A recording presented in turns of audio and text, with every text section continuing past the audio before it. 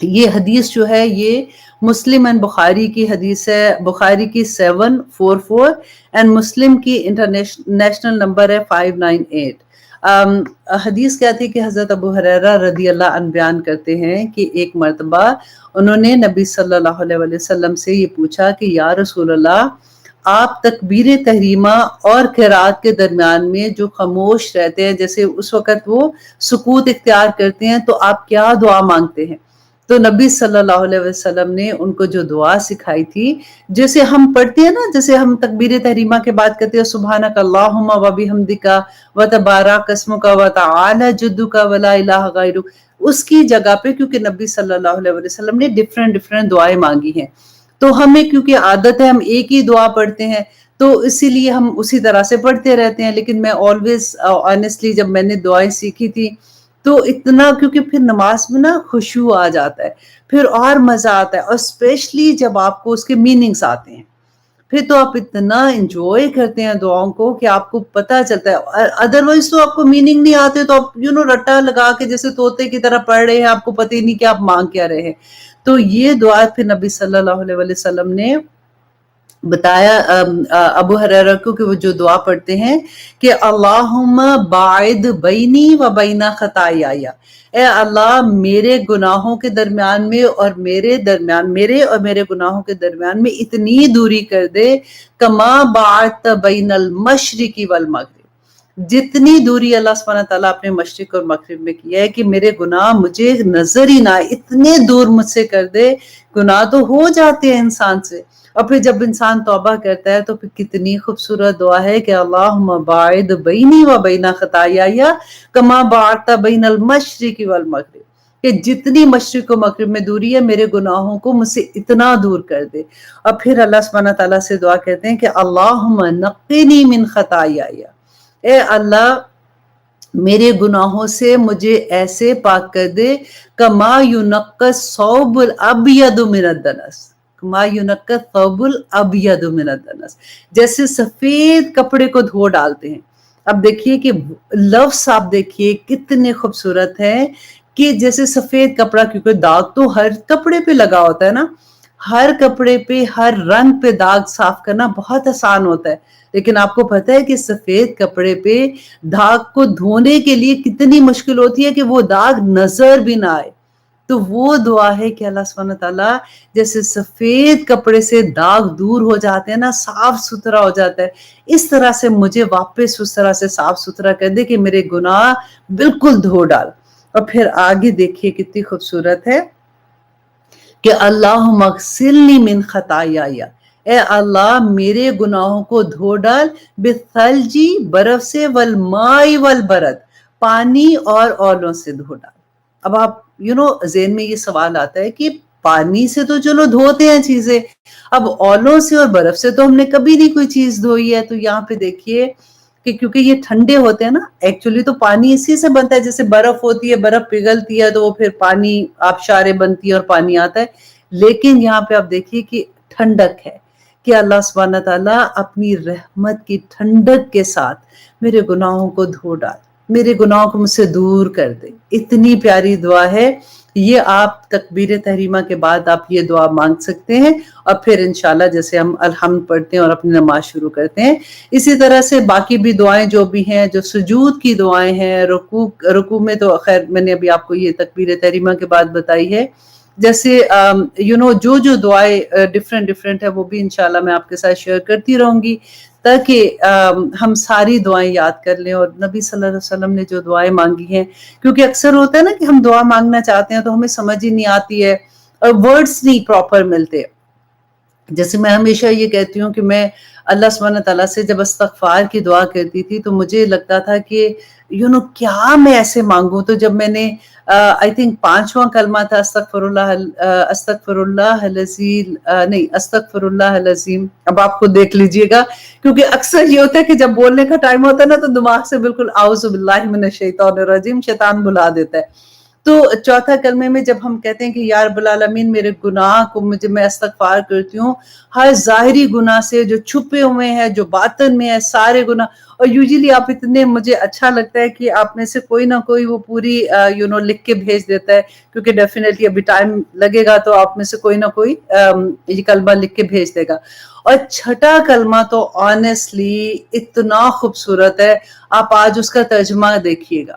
ایسے لگتا ہے کہ جتنی گناہ ہم سوچ سکتے ہیں نا، ان گناہوں کی معافی ہے اس کے اندر. اتنا پیارا ہے وہ کہ آپ اگر کیونکہ مجھے یاد ہے اسکول میں تو نہیں یاد ہوتا تھا، سب سے زیادہ ہمیں مار ہی اس میں پڑتی ہے، مار تو نہیں پڑتی تھی، مطلب ڈانٹ اس میں پڑتی تھی کہ چھٹا کلمہ، 5 اور چھٹا کلمہ تو یاد ہی نہیں ہوتا تھا. باقی تو پھر ہم نے آسانی سے کر لیے. لیکن جب شعور آتا ہے بندے کو، وہ تب اس کو سمجھ آتی ہے ان کی میننگ کی. تو پھر میں نے جب اس کو یاد کیا تھا، مجھے یاد ہے بہت پہلے کی بات ہے، رمضان تھا، اور میں نے اس کا میننگ پڑھا جب، تو میں نے کہا اللہ اکبر، یہی تو میں اللہ سبحانہ تعالیٰ سے مانگنا چاہتی ہوں.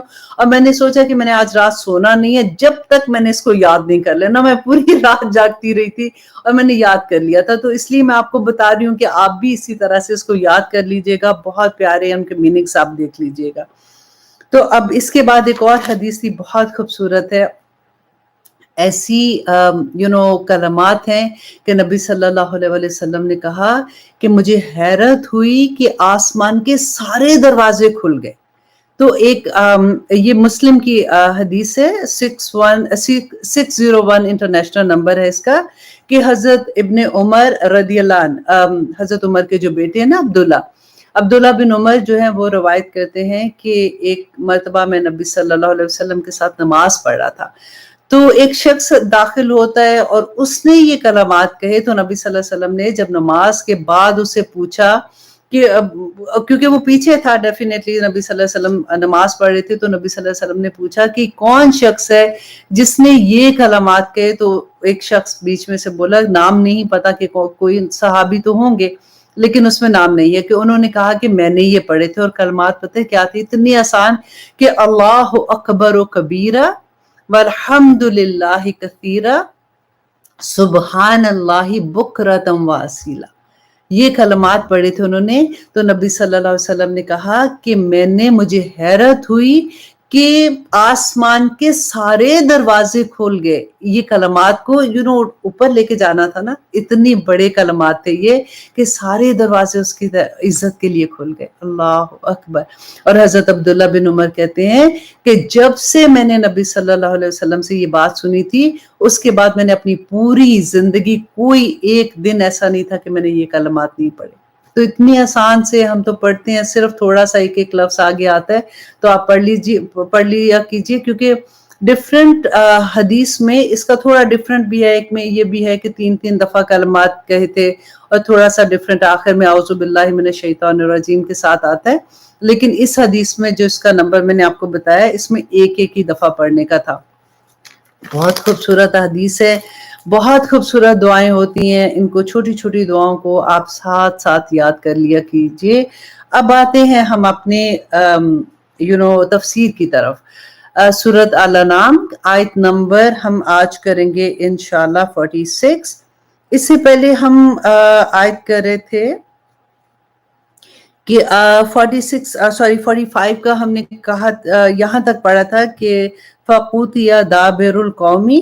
تو اللہ سبحانہ تعالیٰ نے کہا کہ ان کی قوم کی جڑ کاٹ دی تھی. اور ہم پڑھ کیا رہے تھے، میں تھوڑا سا واپس اس کو ریکیپ کرتی ہوں کیونکہ اسی کو آگے ہم نے پڑھنا ہے. کہ ہم نے یہ دیکھا تھا کہ ہماری زندگی میں جب کوئی مشکل آتی ہے، پریشانی آتی ہے، بیماری آتی ہے، نقصان زندگی میں آ جاتا ہے، یا اس سے جو بھی چیزیں آتی ہیں، تو اس کی کیا وجہ ہے. یوزلی آپ یہ دیکھیں کہ جب ایسی سچویشن آتی ہے تو آپ کسی سے بھی بات کریں یا اپنے آپ سے بھی بات کریں تو ہمیں یہ لگتا ہے کہ سب پہ مشکل وقت آتا ہے تو ہم پہ بھی آ جاتا ہے ویسا بگ ڈیل. تو اس سے پتہ ہے کیا چیز ہوتی ہے کہ ہماری کریکشن نہیں ہو پاتی، ہم وہ میسج نہیں سمجھ سکتے. یہ جو بیماری، تکلیف، پریشانی، کوئی بھی چیز ہے نا، یہ پورا میسج ہوتا ہے. It's not like کہ کوئی بیماری آ گئی، چلو جی ٹھیک ہے اب دعائیں کریں گے ختم ہو جائے گی، ختم نہیں. یہ ایک میسج ہے جس کو ہمیں سمجھنا ہوگا. اللہ سبحانہ تعالیٰ نے پچھلی جو ہم نے آیات کی تھی اس میں یہی میسج بڑی اسٹرانگلی ہمیں سمجھایا کہ کس طرح سے ہماری زندگیوں میں نمبر 1 دیکھیں ہم اسی طرح سے یہ 6 لیول پہ آپ اس کو سمجھیں گے تو آسانی ہو جائے گی کہ جب ہماری زندگی میں کوئی مشکل آتی ہے تو کیسے نمبر 1 یہ کہ اللہ سبحانہ تعالیٰ کی طرف سے اگر امتحان ہے تو ہمیں یہ کیسے پتہ چلے، اور امتحان ہے تو پھر اس کے بعد کیا ہوگا. تو اللہ سبحانہ تعالیٰ نے سورہ بقرہ میں اس کے بارے میں بتا دیا کہ وَلَنَبْلُوَنَّكُمْ بِشَيْءٍ مِّنَ الْخَوْفِ وَالْجُوعِ وَنَقْصٍ مِّنَ الْأَمْوَالِ وَالْأَنفُسِ وَبَشِّرِ الصَّابِرِينَ، وہ جو میں نے آیت آپ کو لاسٹ ٹائم بھی بتائی تھی کہ میں ضرور بر ضرور تمہیں آزماؤں گا، لیکن میں نے یہی بتایا تھا نا کہ سب سے خوبصورت بات یہ تھی کہ بشئی کا لفظ ہے کہ کچھ صحت لے کے، کچھ مال لے کے، کچھ بیماری دے کے، کچھ پریشانی دے کے، کوئی بھی اولاد کی طرف سے چھوٹی، لیکن بشئی، ساری نہیں، ساری لے کے نہیں آزماؤں گا، بشئی کا لفظ تھا، ٹھیک ہے. اور اس وقت اللہ سبحانہ تعالیٰ کیوں پریشانی دے رہے ہیں کہ اللہ سبحانہ تعالیٰ کہتے ہیں کہ وَبَشِّرِ الصَّابِرِينَ، کہ خوشخبریاں دے دو ان کو جنہوں نے ان پہ صبر کیا. اللہ سبحانہ تعالیٰ یہ دیکھنا چاہتے ہیں اس وقت کہ میرا بندہ جب اس کے اوپر کوئی مشکل آتی ہے، پریشانی آتی ہے، تو یہ کیا اللہ کی سے رجوع کرتا ہے یا پھر ادھر ادھر چلا جاتا ہے، یا پھر پیروں فقیروں کے پاس، یا پھر ایسی جگہوں پہ جا کے کہ وہ میری مشکل حل کر دیں گے، وہ میری مشکل حل کر دیں گے، پھر وہ غلط طرح سے اس طرف جاتے ہیں. یہ اللہ سبحانہ تعالیٰ کا ایک ٹیسٹ ہوتا ہے بندے کے لیے. اور دوسرا اب دیکھیں آزمائش پتہ ہے کیسے ہوتی ہے کہ جو مومن بندے ہوتے ہیں نا، یوزلی کیا ہوتا ہے کہ ایمان جو ہوتا ہے کسی بھی انسان کا وہ کبھی کم ہوتا ہے کبھی زیادہ ہوتا ہے. جیسے بالکل چاند کی طرح، جیسے 14ویں رات کا چاند، کل 14ویں رات کا چاند تھا، اتنا خوبصورت ایسے آسمان پہ نظر آ رہا تھا کہ پورا ایسے لگتا ہے کہ نمازوں میں بھی اتنا خشوع ہے، رونا بھی نہیں بند ہوتا، ہم تہجدوں میں بھی اٹھ رہے ہوتے ہیں، ہم دعائیں بھی کر رہے ہوتے ہیں، لگتا ہے کہ بس اب میری زندگی میں بدلاؤ آ گیا. اور کبھی کبھی ایسا ہوتا ہے کہ نماز پڑھنا بھی مشکل لگ رہا ہوتا ہے، وہ چیزیں انسان دوسری چیزوں میں لگ جاتا ہے، لیکن ایمان تو ہوتا ہے اندر، لیکن کبھی کم ہو جاتا ہے کبھی زیادہ ہو جاتا ہے. تو اس وقت اللہ سبحانہ تعالیٰ جو اپنے مومن بندے ہوتے ہیں نا، جو دل سے خالص ہوتے ہیں، ان کو ایک ہلکا سا تھپڑ لگاتے ہیں کہ چلو آگے چلو، تم نے درجات بلند کرنے ہیں کہ نہیں کرنے، اسی درجے پہ نہیں رکنا. تو وہ جو مومن بندے ہوتے ہیں وہ پھر فوراً ان کو اللہ سبحانہ تعالیٰ کا میسج سمجھ آ جاتا ہے. یہ جو میسج سمجھ آنے کی بات ہے نا، یہی میں آپ کو یہاں پہ بتا رہی ہوں. اور وہ فوراً اللہ کی طرف رجوع کرتا ہے کہ میرا خیال ہے میں کچھ غلط کر رہا تھا، اب میں اللہ سبحانہ تعالیٰ سے معافی مانگتی ہوں، میں واپس اپنے جاب پہ لگ جاتی ہوں. اب دیکھیے کہ پورے جو ہم نے آج بھی ڈسکس کریں گے کہ اگر ہم فار ایگزامپل جاب کرتے ہیں، آپ کا باس جو ہے وہ کیا چاہتا ہے آپ سے. اگر آپ خود بزنس کرتے ہیں یا آپ کے انڈر کوئی لوگ کام کرتے ہیں تو آپ کو بھی یہ پتا ہوگا، ہر ایک کے گھر میں پاکستان میں تو آپ اتنے نصیب والے ہیں، ہم ویسے جلتے ہیں یہاں کے رہنے والے لوگ آپ لوگوں سے کہ ہر ایک کے پاس نوکر ہوتے ہیں، اور یا ہم خود ہی نوکر بنے ہوتے ہیں. تو بیسیکلی آپ لوگوں کے انڈر کوئی نہ کوئی تو کام کر رہا ہے. اگر آپ بزنس نہیں بھی کرے تو آپ کیا چاہتے ہیں اپنے کام والے سے کہ وہ کیا کرے.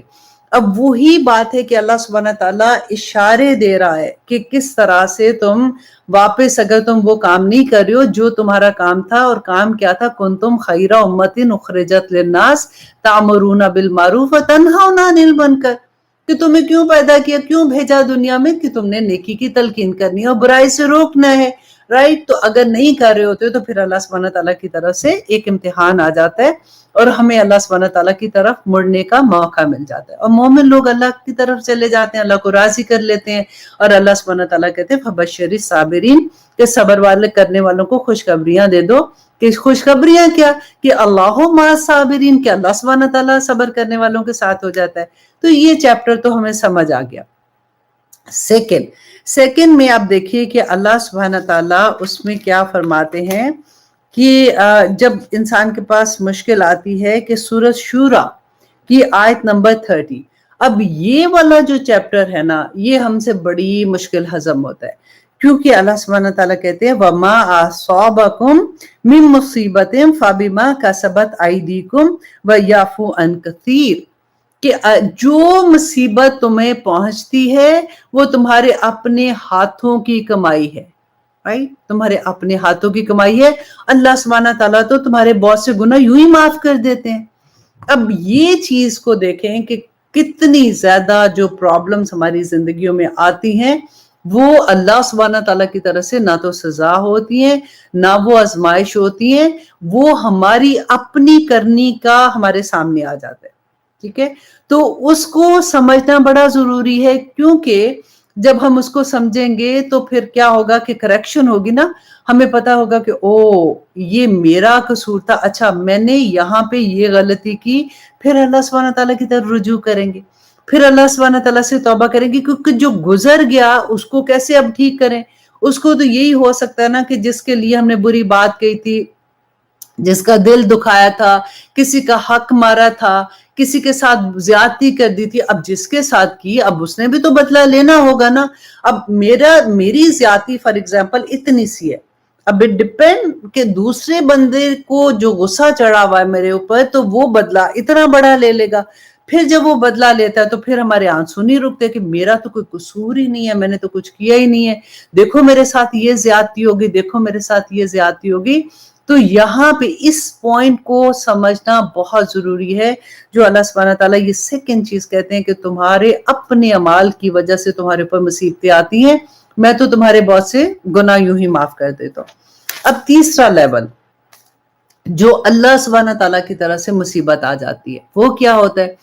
دیکھیے کہ اس میں ہم نے لاسٹ ٹائم کیا پڑھا تھا کہ اللہ سبحانہ تعالیٰ کہتے ہیں، مشرکین مکہ سے خطاب تھا نا، کیونکہ اس وقت یہ آخری دور کی صورت تھی.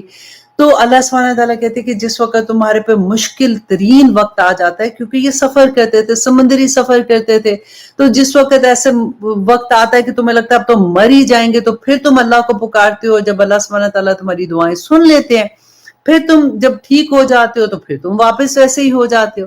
ذرا غور کیجئے کہ ہم نہیں ایسے کرتے کہ جب کبھی بڑی مشکل آتی ہے، کوئی مصیبت آ جاتی ہے تو رو کے اس وقت اللہ سبحانہ تعالیٰ سے دعائیں بھی کرتے ہیں، اس کو مناتے بھی ہیں، سیدھے ہو جاتے ہیں بالکل. لیکن جیسے ہی وہ چیزیں ہمیں مل جاتی ہیں، تھوڑے ہی دن میں ہم بھول جاتے ہیں کہ اللہ سبحانہ تعالیٰ نے کتنا بڑا معجزہ کیا تھا میرے ساتھ، تو اب پھر میں ویسے ہی کرنا شروع ہو گئی. وہی بات اس لیول پہ اللہ سبحانہ تعالیٰ سمجھا رہے ہیں کہ تم واپس وہی حرکتیں کرنا شروع ہو جاتے ہو.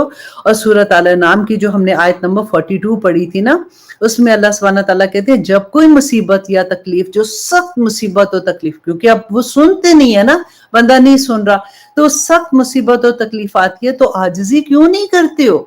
کیوں نہیں اللہ سبحانہ تعالیٰ کی طرف مڑ جاتے؟ دیکھیے اس میں ایک بڑی خوشخبری بھی ہے کہ سخت مصیبت اور جو تکلیف آتی ہے نا، تو اگر اللہ سبحانہ تعالیٰ کی طرف مڑ جاتے ہیں تو وہ ختم ہو جاتی ہے. اللہ سبحانہ تعالیٰ پھر اپنی رحمتیں کر دیتے ہیں. اب یہاں پہ کیونکہ پھر اللہ سبحانہ تعالیٰ نے اس آیت کے اینڈ میں یہ بتایا اور سمجھایا ہم لوگوں کو کہ دیکھو شیطان تمہیں دھوکے میں ڈال دیتا ہے. وہ یہ کہتے ہیں کہ کوئی نہیں، اولیاء پہ بھی آیا تھا، نیک لوگوں پہ بھی آتا ہے، وہ دیکھو تمہاری وہ خالہ اتنی نیک، وہ تمہاری پھپھی اتنی نیک تھی، دادی اتنی نیک تھی، ان پہ نہیں کوئی مشکل وقت آئی تھی تو تم پہ بھی آگی، کوئی بات نہیں، تم ٹھیک نہ ہونا. رائٹ؟ ایسے ہوتا ہے. تو ہمیں یہ دیکھنا ہے کہ ان سارے پیغامات جو اللہ سبحانہ تعالیٰ کی طرف سے کوئی بھی مصیبت آتی ہے نا، یہاں تک کہ آپ چلتے ہو، آپ کا پاؤں کا وہ کہتے ہیں نا ایک دم سے ٹرپ ہونا، اس میں بھی سوچا کریں کہ اللہ سبحانہ تعالیٰ کا کیا میسج ہے. ہر چیز میں اللہ کا پیغام ہوتا ہے. اب اللہ سبحانہ تعالیٰ یہاں پہ جو یہ کہہ رہے ہیں کہ کیوں نہیں عاجزی کرتے، اب پھر بھی عاجزی نہیں کی ہے، اللہ سبحانہ تعالیٰ کا پیغام نہیں سمجھ رہے ہیں، اللہ سبحانہ تعالیٰ کے اشارے نہیں سمجھ رہے. اب اس کے بعد جو ایک مقام آتا ہے نا، یہ سب سے مشکل ترین مقام ہے، اور وہ کیا ہے کہ اللہ سبحانہ تعالیٰ کہتے ہیں کہ پھر دنیا کی خاطر کرتے ہو نا. اللہ سبحانہ تعالیٰ نے کہا کہ دنیا تو مچھر کے پر کے اوپر جو پیراسائٹ ہوتا ہے نا، اس کو جوں کہتے ہیں، جیسے اپنی لینگویج میں ہم کہیں گے، اس سے بھی حقیر دنیا ہے اللہ سبحانہ تعالیٰ کے سامنے. تو اللہ سبحانہ تعالیٰ کہتے ہیں پھر میں سارے دروازے کھول دیتا ہوں ان کے لیے، دنیا بھر لو جو چاہیے اللہ سبحانہ تعالیٰ، اور وہ بندے کا عذاب ہوتا ہے. اب یہاں پہ بھی یہ پوائنٹ سمجھنے کی بہت سخت ضرورت ہے کہ کیا ہر دولت مند کو دیکھ کے ہم سوچیں یہ اللہ سبحانہ تعالیٰ کی طرف سے عذاب ہے؟ نہیں. اس کے بارے میں بھی عقبہ بن عامر کی حدیث میں نے آپ کو لاسٹ ٹائم سنائی تھی کہ انہوں نے کہا تھا کہ رسول اللہ صلی اللہ علیہ وسلم نے فرمایا تھا کہ اگر تم کسی کو دیکھتے ہو کہ بے شمار اللہ کی رحمتیں، ہر چیز، گھر بھی ہے، کاروبار بھی ہے، اولاد بھی ہے، خوشیاں بھی ہے، سب کچھ ہے نا، اور وہ اللہ کی نافرمانی کر رہے ہیں، آپ کو نظر آ رہا ہے کہ اللہ کے نافرمان ہے، یہ تو دیکھو ان کا تو کاروبار بھی فار ایگزامپل سودی ہے، یہ تو شرابے بھی پی رہے ہیں، یہ تو ان کے گھروں میں جوئے بھی کھیلے جا رہے ہیں، ان کے گھروں میں تو یہ بھی ہو رہا ہے، تو اللہ نے اتنا ہوتا ہے. یہ جب تک ہمیں قرآن کی سمجھ نہیں آتی تھی آنیسٹلی میرے دل میں بھی یہ ہوتا تھا کہ اللہ نے اتنا ان لوگوں کو کیسے دے دیا ہے، یہ تو اگر دیکھو تو بے حیائی میں بھی نمبر 1 ہے، یہ سارا کچھ ہی کر رہے ہیں تو پھر بھی ان کو اتنی رحمت ہے. پھر دل میں ہوتا تھا پتہ نہیں اللہ سبحانہ تعالیٰ کسی نہ کہ یہ بات ہوتی ہے نا کہ انسان کو کیا پتا، اندر دل کا حال تو اللہ کو پتا ہے، ہو سکتا ہے دل سے یہ نیک ہی ہوں گے تو اللہ سبحانہ تعالیٰ دیتے ہیں، رائٹ؟ ایسے ہوتا ہے، دل میں ایسے خیالات آتے ہیں، شیطان جو ہے نا وہ ہمیں کبھی بھی نہیں چھوڑتا. اگر آپ یہ دیکھتے ہیں نا کہ نافرمانی کے باوجود سب کچھ ہے تو یہ اللہ سبحانہ تعالیٰ کا عذاب ہوتا ہے. پھر اس کے بعد کا جو مرحلہ ہے نا وہ بہت ہی سخت ہوتا ہے کہ اللہ سبحانہ تعالیٰ کہتے ہیں، یہ والی جو آیت میں نے پڑھی تھی کہ اللہ سبحانہ تعالیٰ جڑ کاٹ دیتے ہیں، پھر اچانک ان کے اوپر عذاب آتا ہے اور اس کے بعد مبلسون والی حال ہو جاتا ہے. مبلسون کس کو کہتے ہیں کہ بالکل نا امید ہو کے، جیسے ہوتا ہے نا کہ کسی کو اچانک اتنا کاروبار تھا بینکرپسی ہو گئی، بینک نے گھر بھی لے لیا، کاروبار بھی لے لیا، سڑک پہ بیسیکلی بندہ آ گیا. اور پھر کئی دفعہ آپ نے سنا ہوگا کہ لوگ خودکشی کر لیتے ہیں، مطلب اتنے وہ برداشت نہیں کر سکتے کہ یہ میرے وہ حالات اور میرے اب یہ ہو گیا میرے ساتھ تو کیا ہو گیا. تو اللہ سبحانہ تعالیٰ کہتے ہیں فقوتی تو پھر کاٹ دی گئی دابر القوم، قوم کی جڑ کاٹ دی گئی تھی. اور ہوا تھا، دیکھیں قوم نوح کو دیکھیں، قوم لوط کو دیکھیں، جب انہوں نے اللہ کی نافرمانیاں کی تھی پوری قومیں ختم ہو گئی، کس سے ختم ہو گئے ان کو. اور یہ دیکھیں یہ صرف قوموں کی بات نہیں ہے، آپ انڈیویجولی آپ اس کو لیں کہ اللہ سبحانہ تعالیٰ ہر انسان کی، میں یہ کہتی ہوں کہ جو قیامت ہے نا، قیامت تو بڑے دن کی قیامت آئے گی، ہر انسان کی قیامت اپنی ہوتی ہے. اللہ نہ کرے کسی کے گھر میں اتنی بڑی چیز ہو جاتی ہے، ان کی تو قیامت آ ہی جاتی ہے نا.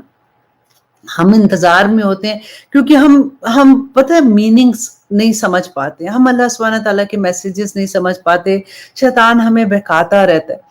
اور اب دیکھیے یہاں پہ ایک اور چیز آپ سوچئے کہ جیسے جڑ کیسے کٹ گئی کہ ہمیں تو لوگ تو چلتے پھرتے نظر آ رہے ہیں، کھا بھی رہے ہیں، پی بھی رہے ہیں، سانس بھی لے رہے ہیں، تو جڑ کاٹنے کا کیا مطلب ہوا؟ فار ایگزامپل ہماری اولاد جو ہوتی ہے وہ ہمارے لیے کیا ہے؟ صدقہ جاریہ نا. ہمیں ان کو اچھی تربیت کرتے ہیں تاکہ ہم جب اس دنیا میں نہیں رہیں گے تو ہمارے لیے وہ صدقہ جاریہ ہوں گے.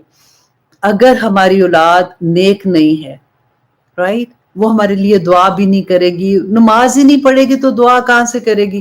تو وہ جڑ ہی کٹ، میری تو جڑ کٹ، اللہ نہ کرے، اللہ نہ کرے، مطلب میری تو جڑ کٹ گئی نا کہ میری تو اولاد ہی اس قابل نہیں کہ میرے مرنے کے بعد میرا کوئی کام کرے گی، تو میرے لیے کوئی صدقہ جاریہ آگے بھیجے گی. یہ میسیجز ہوتے ہیں. اور پھر آگے دیکھیے اللہ سبحانہ تعالیٰ کہتے ہیں نا وَالْحَمْدُ رب العالمین، کہ سب تعریفیں اللہ کے لیے جو رب ہے عالمین کا.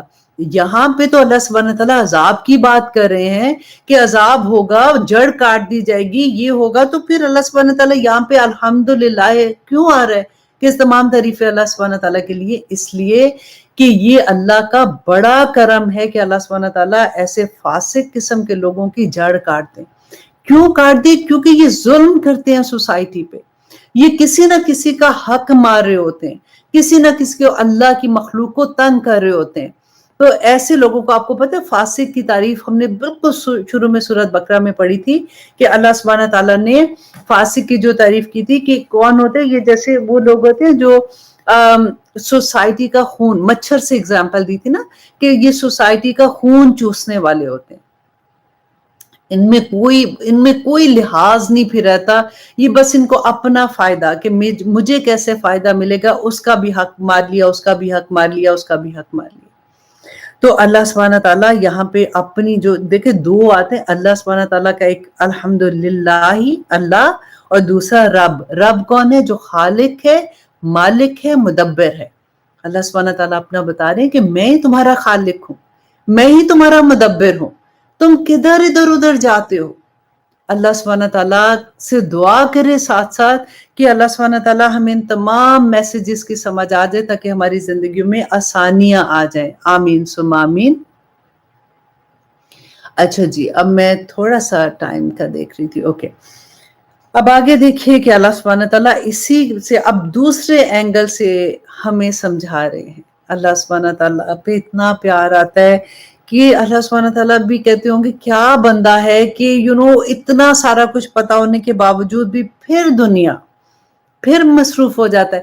جس وقت ہم کلاس میں ہوتے ہیں ہمیں بڑا اچھا لگتا ہے، ہمارا لیول آف ایمان اتنا ہائی ہوتا ہے.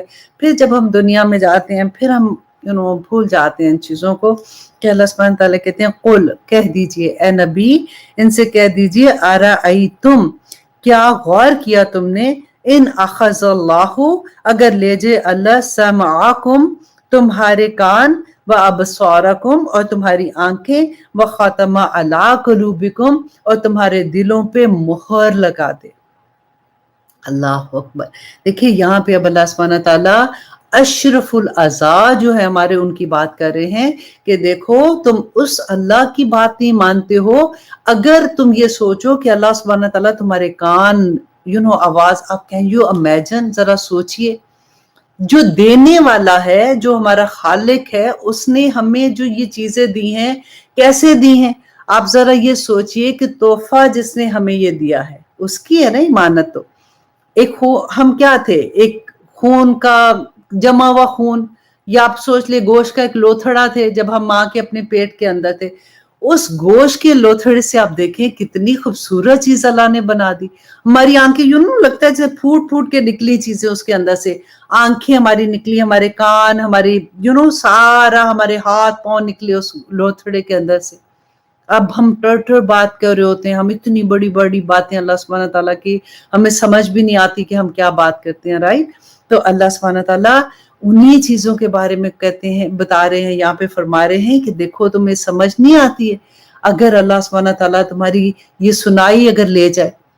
کین یو امیجن، آپ لوگوں کا اگر کبھی واسطہ پڑا ہو، کیونکہ جن کے گھروں میں بزرگ ہیں ان کو تو ڈیفینیٹلی واسطہ پڑا ہوتا ہے، لیکن کبھی آپ ایسے لوگوں کے درمیان بیٹھ کے دیکھا کریں جو اس نعمت سے محروم ہیں. Can you imagine؟ ذرا close your eyes for a second. جو اندھیرے، ظلمات، اندھیرے، کچھ نظر نہیں آتا، ایسے لوگ ہیں جن کو جو ساری زندگی نہیں دیکھ پاتے ہیں. یہاں پہ اللہ سبحانہ تعالیٰ وہی بات سمجھا رہے ہیں.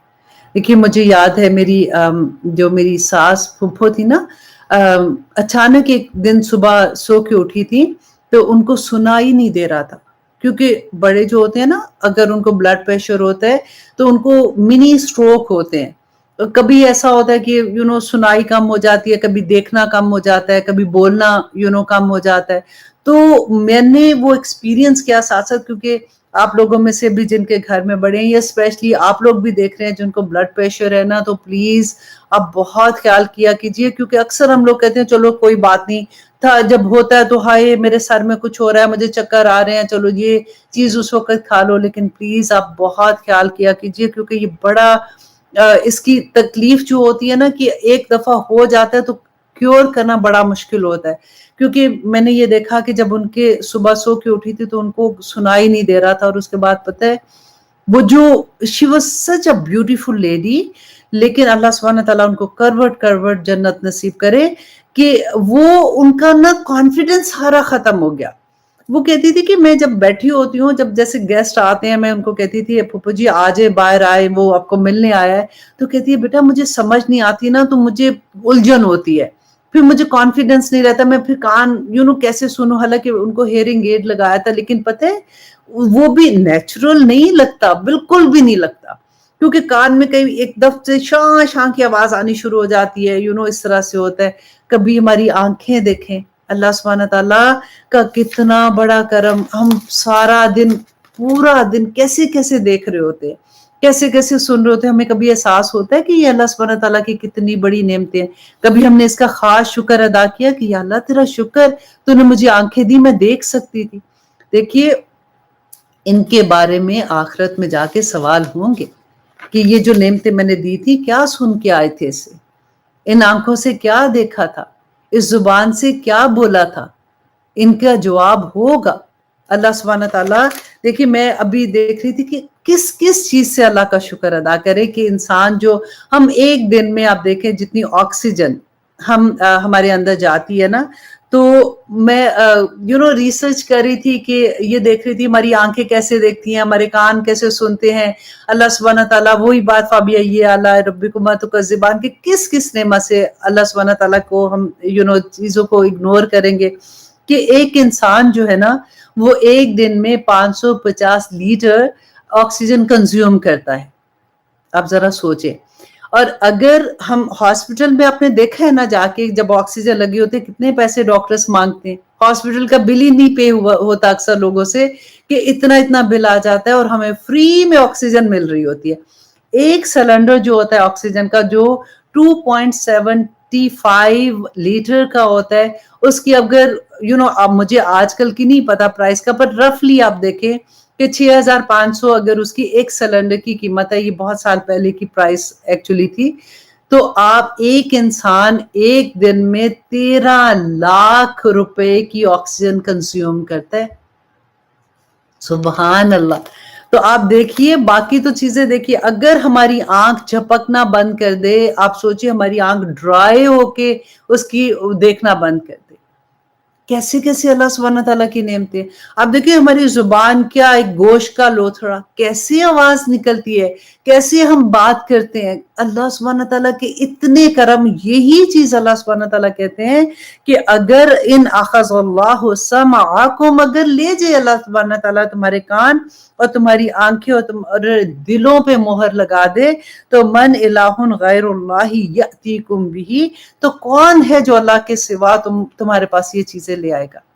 اگر اللہ سبحانہ تعالیٰ دیکھیں بعض دفعہ اس کا اس طرح سے بھی انڈرسٹینڈ کریں اس میننگ کو، بعض مفسرین نے اس کو یہاں تک نشاندہی کی کہ آنکھیں ہیں لیکن اللہ سبحانہ تعالیٰ کی جو ہدایت کی چیزیں ہیں نا وہ نہیں دیکھ پاتا بندہ، کان ہیں لیکن اللہ سبحانہ تعالیٰ کی کلام کو نہیں سن پاتا، دل ہے لیکن ہدایت کی بات کو اسے لڑنے مرنے کے لیے آ جاتا ہے کہ کیا مطلب ہے، آپ اس کو کوئی ہدایت کی بات کریں انسان سن کے نہیں دیتا، یہی مہر ہوتی ہے۔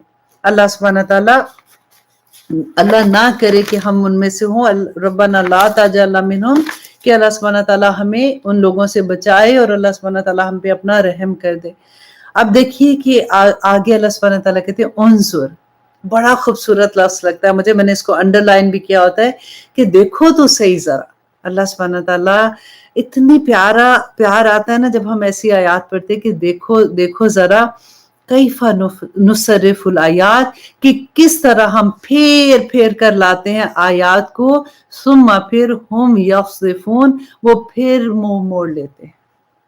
اب دیکھیے سورۃ بقرہ سے جب سے ہم نے پڑھنا شروع کیا ہے کتنی بار اللہ سبحانہ تعالیٰ ایک ایک بات ہمیں بتا رہے ہوتے ہیں، ایک ایک چیز سمجھا رہے ہوتے ہیں ڈفرینٹ اینگل سے۔ وہی چیز ابھی ہم نے پڑھا نا، مصیبت کیوں آتی ہے، پریشانی کیوں آتی ہے، یہ کیوں ہوتا ہے، وہ کیوں ہوتا ہے، اسی چیز کو ڈفرینٹ 30 پارے تک آپ دیکھیں گے کہ ڈفرینٹ طرح سے اللہ سبحانہ تعالیٰ انہی آیات کو بار بار بتائیں گے۔ تو یہاں پہ اللہ سبحانہ تعالیٰ کہتے ہیں پھر بھی نہیں مانتے، پھر بھی منہ موڑ لیتے ہیں۔ اب یہاں پہ اب ہمارے ذہن میں ایک سوال آ سکتا ہے کہ آخر اللہ سبحانہ تعالیٰ بار بار ہمیں کیوں بتاتے ہیں؟ آخر جو نہیں مانتا تو چھوڑے، دفع کرے اس کو، وہ نہیں مان رہا تو نہ مانے، ہم جو مان رہے تو اس کو مانے، تو اتنا زور کیوں ہے؟ آپ کبھی یہ دیکھیں کہ پھر ہمارے ذہن میں سیکنڈ کویسچن کیا آتا ہے، اللہ سبحانہ تعالیٰ نے جو نبیوں کو بھیجا تو کو مبشرین تھے جو خوشخبریاں دینے والے اور ڈرانے والے تھے، تو بھئی جو نہیں سن رہا تو اس کو ڈرانے کی کیا ضرورت ہے؟ اب یہ دیکھیے کہ یہ ڈرانا اور یہ محبت کرنا اور اللہ سبحانہ تعالیٰ کا بار بار بتانا بھی اللہ سبحانہ تعالیٰ کی رحمت ہے ہم پہ۔ وہ اس طرح سے آپ دیکھیں کہ فار ایگزامپل آپ کو ایک نیوز آتی ہے کہ ہریکین آ رہا ہے 2 دن کے بعد، اب کیا ہوا کہ آپ لوگ یہ پورا ایریا جو ہے یا اس میں طوفان آ جائے گا تو آپ لوگ یہاں سے موو ہو جائیں۔ اب کچھ لوگ ایسے ہوں گے جو فوراً سنیں گے، اپنا سامان پیک کریں گے، جتنا بھی ہاتھ میں آئے گا تو وہ فوراً جا کے کسی اور جگہ پہ جہاں پہ پتا ہے کہ یہاں پہ ایریا سیف ہے وہاں پہ چلے جائیں گے. ان کو تو آپ کوئی جو چلے گئے اور جو پیچھے رہ جائیں گے آپ ان کو کیا کہو گے؟ آپ ان کو بار بار یہ کہو گے دیکھو تمہیں یہ ہریکین آ گیا تو مرو گے، نہ کرو ایسے، چلو یہاں سے نکلو. اور وہ کہتے ہیں نہیں نہیں ہم کوئی نہیں، ہر دفعہ نیوز آ جاتی ہے ہم نے کوئی نہیں جانا. پھر آپ ان کو ڈراتے ہو، دیکھو تمہارے ساتھ بچے بھی ہیں، تم اتنا کیسے بیٹھے ہوئے، تم انہی کا خیال رکھو، نکلو یہاں سے. پھر بھی نہیں وہ سنتے. تو ڈراتا کس کو ہے بندہ؟ جو نہیں سنتا. جب لوگ کہتے ہیں نا کہ ہر وقت ڈراتے ہیں، ہر وقت ڈراتے ہیں، ہر وقت نہیں ڈراتے. ڈراتے صرف اس کو ہیں جو اللہ سبحانہ تعالیٰ کے میسج کو نہیں سمجھتے. جو نکل گئے ان کو تو خوشخبری دے رہے ہوتے ہیں نا کہ یا تم نے بڑا اچھا کیا، تم اینڈ ٹائم پہ نکل گئی، دیکھو بعد میں کیا ہوا تھا. تو ان کے لیے تو خوشخبری ہے، آپ لوگوں کے لیے تو خوشخبری ہے، کیونکہ آپ لوگ اللہ سبحانہ تعالیٰ کا کلام سن رہے ہیں. اور ان کے لیے یہ انذار ہو جاتا ہے جو کسی بھی صورت سننے کو تیار نہیں ہوتے.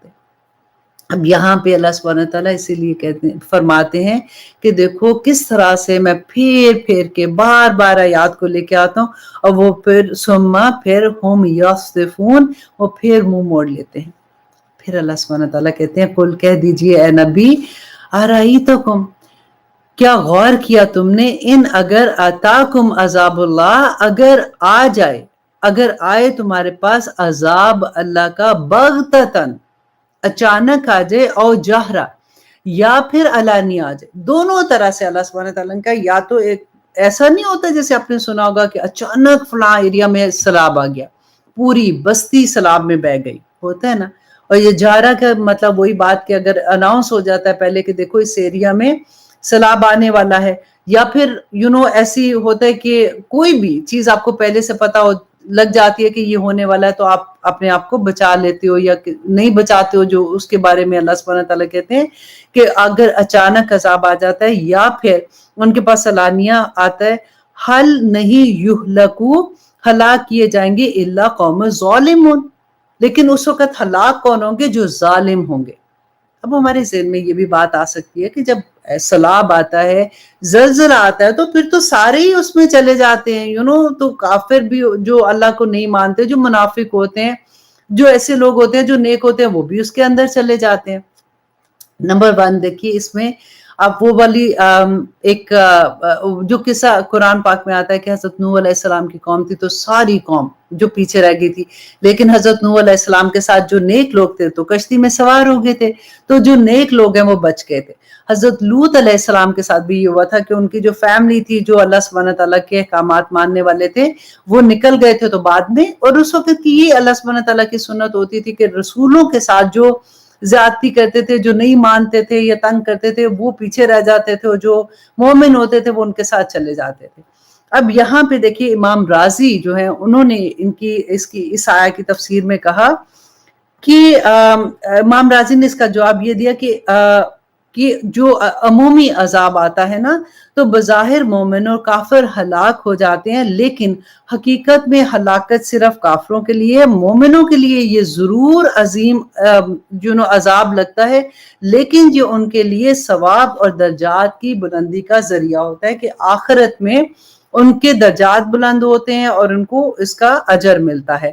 اب یہاں پہ آپ یہ دیکھیے کہ جب ایسی سچویشن آتی ہے تو اللہ سبحانہ تعالیٰ نے یہ جو ظالم کا لفظ ہے، تو ظالم کو بھی ذرا سمجھ لیں، کیونکہ قرآن میں بہت مرتبہ یہ بات آئے گی کہ ظالم جو ہیں ان کا اللہ سبحانہ تعالیٰ آخرت میں ان کو سزا دیں گے. ظلم ہے کیا؟ ظلم یہی ہے کہ کسی حقدار کو اس کا حق نہ دینا، اس ظلم کرنا. اور سب سے بڑا ہم پہ ایز اے ہیومن، ہم پہ سب سے بڑا حق کس کا ہے؟ اللہ سبحانہ تعالیٰ کا ہے. تو ہم اگر اللہ کا حق اللہ کو نہیں دیں گے تو ہم ظالم ہو جائیں گے، رائٹ؟ اگر دیکھیے اللہ کا حق جو ہے نا، وہ کس کو ہم کیا کرتے ہیں؟ ہر ایک کو اللہ کا حق دیتے ہیں.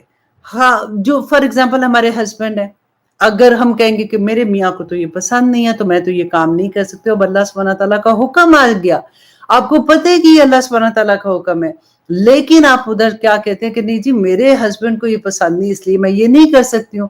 تو اللہ کا حق آپ نے ہسبینڈ کو دے دیا، ایسے نہیں کر سکتے.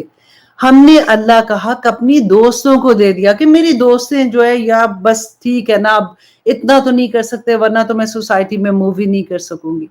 اللہ کا حق ہم نے اپنے کاروبار کو دے دیا کہ اللہ کا حق تھا کہ ہم نے اس وقت یہ اللہ کی عبادت کرنی تھی، اپنے تسبیحات بھی کرنی تھی، ہم نے لوگوں کے ساتھ نیکی کا سلوک کرنا تھا. ہم نے یہ سارا وہ وقت ہم نے سارے کا سارا اپنے کاروبار میں دے دیا کہ ہمیں یہ ضروری ہے، تو وہ ہم نے شرک، یہ سارے شرک کی ایک قسمیں آتی ہیں.